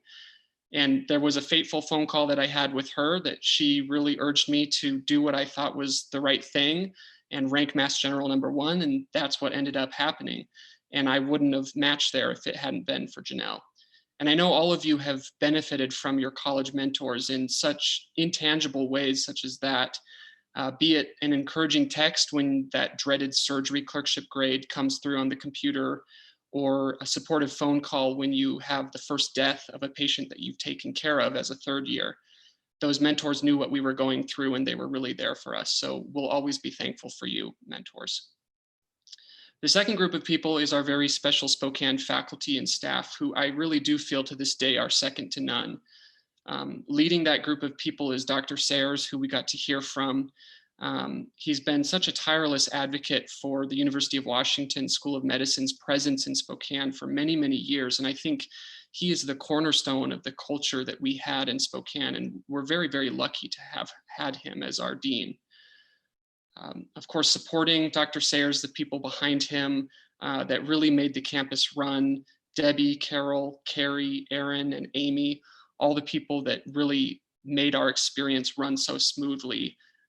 We really do thank you as well. We also already heard from the incredible Dr. Chestnut, a man who needs no other introduction, but I think back fondly on other faculty members, on their lectures, on their small groups, people like Zach Gallagher, Allison Lambert, Bruce Abbott, Molly Gilbert, just to name a few. And of course, we've all picked up some of our favorite unforgettable taglines from Sam, lock it in, pal pant, and Dave, good for you for Joe, just to name a couple of those taglines. For me, it was really special to learn from a crowd favorite, Dr. Stevens, who has been a family friend for a long time. He was the leader of one of the parent leaders of my Boy Scout Troop 80, and he was the physician I logged a whole bunch of my shadowing hours with to get into medical school long before he was ever one of my professors. The road was never easy. The classes were hard, and I know that our class did not make it easy on the faculty and staff, but we really are better physicians because of all of you. So thank you as well. Finally, the group of people that I think deserve our utmost respect and gratitude are the people who make up our support network, our family and friends, parents and grandparents, and partners and spouses who have supported us through such a unique experience, undoubtedly as unique for them as it has been for us, the people who have made untold sacrifices for us to achieve what we have, and have taken the challenges this journey has thrown at them in stride as they've made it in parallel with us. For me, it's my parents. Thank you for your unconditional love and support, your constant example of the highest work ethic possible, and the gift of humor, which reminds me to not take myself too seriously, which Judy also reminded me of earlier today. To my grandfather, your unwavering support and love has been the single most powerful force in my life, and I'm continually inspired by your thoughtful and gentle approach, your open mind and generous spirit. To my partner, Henry, thank you for your patience and your good faith efforts to listen to my ramblings. I'm excited to share the next chapter in Boston with you. So graduates, please take a moment to thank the people in your life, these really special people, and how much they've played a role in your success, and really lean into them when you need them in the future, because we all know that we will need these people in the future. So to the Spokane cohort of the University of Washington School of Medicine class of 2020, clearly we have a lot to be thankful, and we've heard about it today. It's such a weird time to become a doctor, and the world is really full of paradox that can be very confusing. On the one hand, we have more medical science and knowledge than at any point in human history in order to combat this pandemic that we're about to face on the front lines, while at the same time, poverty, structural inequities, and systemic racism, millions of patients with limited or no access to healthcare, and a crisis in leadership, none of which are new, but now highlighted by this public health catastrophe, exposed as the ugly truths affecting the health of our communities with more clarity to more people than perhaps ever before.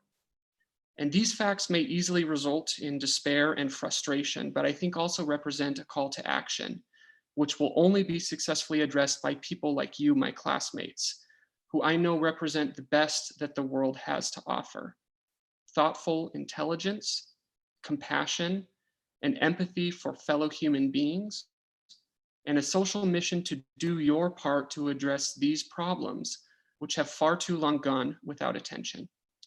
So in retrospect, looking back to immersion, it's really no surprise that this is the exact type of physicians that our class was destined to become. During orientation, all the clues I needed to know this truth were right there in front of me, and it really rested in the hearts of each and every one of you. It was as clear then as it is now just how ready each of you are to step into this new role as physician, to ease suffering and lend a hand to those in need. So to my colleagues, newly minted physicians, congratulations on your achievements and your hard work. I'm proud to be your friend and classmate, and I'm so excited to see what impact each of you will have in the world. Thanks. Thank you so much, Alex. That was wonderful. I look forward to many more speeches from you as you enter your career in medicine. I am honestly super honored to call you a colleague, and one day I know I'll be able to say I went to med school with that guy. Before we send you off and head into the open floor portion of our day, I would just like to give a quick shout out to the people who made this happen. I know that I've been the face of all of this, but this is not a one-man's job.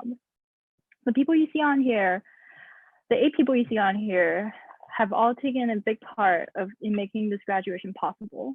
But the person we would really like to highlight is Deborah Greene. She has been our liaison with the university, and she's advocated for us even before we realized we wanted to do a graduation of our own.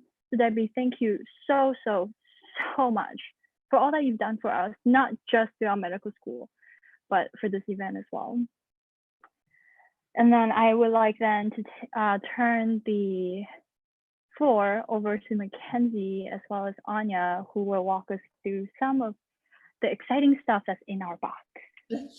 Oh, actually, I'm so sorry. I forgot. There was an additional slide. My bad. Party foul. I wanted to show this slide in particular because this is not the most aesthetically appealing. I wanted to show that it's not pretty. The process of putting this together wasn't pretty, and there were people behind the scenes. For instance, Anja's husband and his friend who helped us design the tumbler, Matt, MacKenzie's husband, who put together all of the boxes you see in front of you, and then some questionable choice by one of the most beloved stores of America, who decided to send one single tumbler in a gigantic box. And there are these poppers that were hand cut by MacKenzie and a bunch of students who volunteered to deliver the boxes for us so that we can save money on delivery, on mailing costs. And I just want to say that this has been such a wonderful class, and I am so proud of all of us. And then now, for real, turning the floor over to Anja and Kenzie. Thanks, Annie. So we are sad, obviously, that we can't all be together in person, but we hope that these graduation parties in a box help you guys all feel as recognized and celebrated as you would if we were all together. There are a couple of really awesome things that we're excited about. And first, we want to say thank you to Natalie, who did the awesome artwork that you all got find surrounding your oath. Natalie, it turned out so beautiful. It's even more incredible than I ever imagined it. So thank you so much for the time and attention you put into that. I know we've done a lot of thank yous today, but we just have a couple more. We want to say thank you so much to the Cox family, whose generous donations enabled us to not only put the box together, but ensured that everybody got the awesome Spokane tumblers. And, thanks to John for helping design those as well. Like Annie said, a lot of behind the scenes work. Matt Rinaldi and the Johnson family, thank you guys for all your time. And I'm sorry that your bonus room is almost assuredly still covered in confetti. And like Annie said, Debbie Greene, you are the best. You are a saint and a warrior. And without you, we definitely would not have been able to do any of this. Couple things in the box need a little bit of explaining. So you guys all have a postcard with a note from your mentor on the back. Those are from a local Spokane artist, so that you have a little piece of Spokane with you. The notes are actually not for today. We asked the mentors to all write a little pep talk on there for our first hard day in residency. So save it for when you need it so you can have some Spokane with you.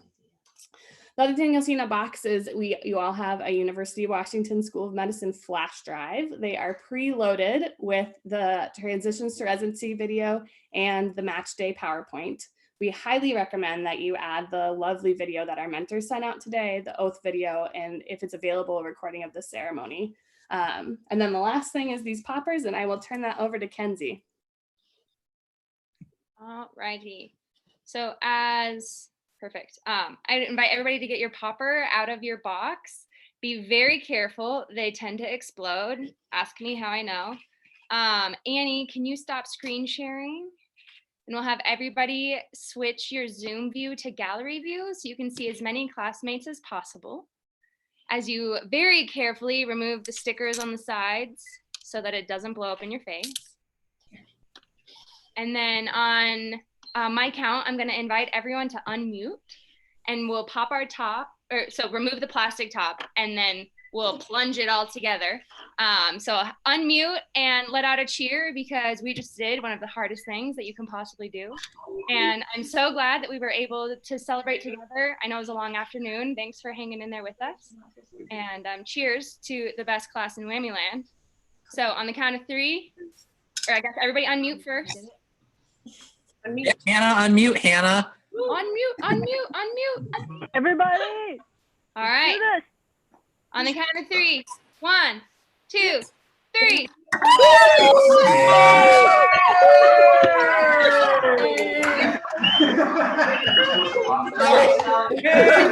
floor will remain open if anybody wants to talk and hang out. But thank you guys for being a part of this day.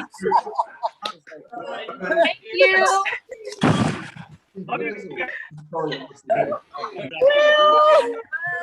We did it!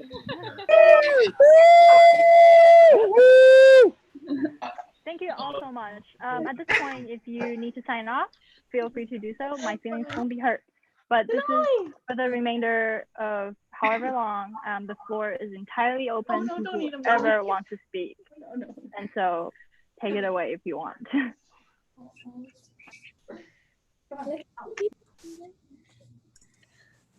I just got so much confetti in my mouth and it was awesome.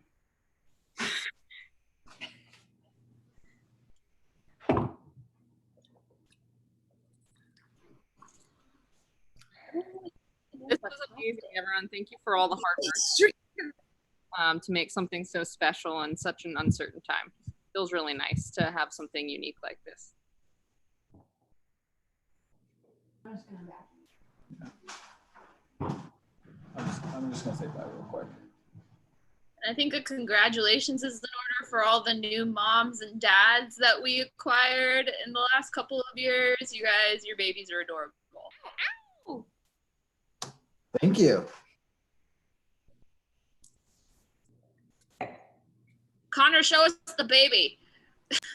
Daddy, I tried to grab mine and I almost Not anymore. Matt's baby. Oh yeah, guys, there's a baby here. Connor, find your baby too. We love all of you. Thank you so much for doing all this.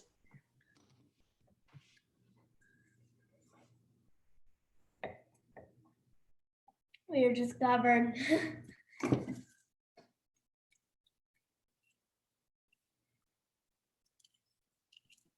Isla, did you pop a popper? Yup. Here. And it is all over. Are you gonna help your mom vacuum it later? Sorry, everyone, for littering your house with this stuff. It's well worth it. Cheers. Yummy. Yummy.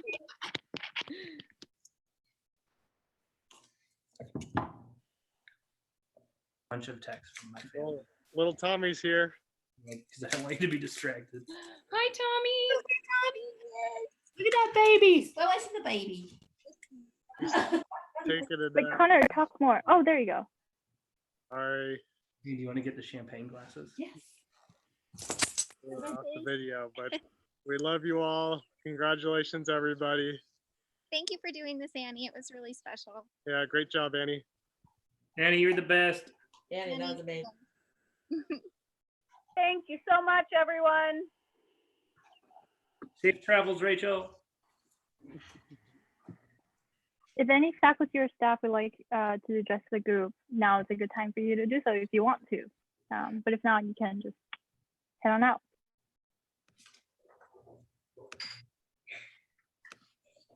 That was so well done. That's so nice. Sorry, it was hours long. No, but what, that was so worth it. We're proud of all of you and wish you all the best and look forward to hearing about your future accomplishments. Congratulations, everybody, and best of luck. Travel safe, and you're just an amazing class, and have fun.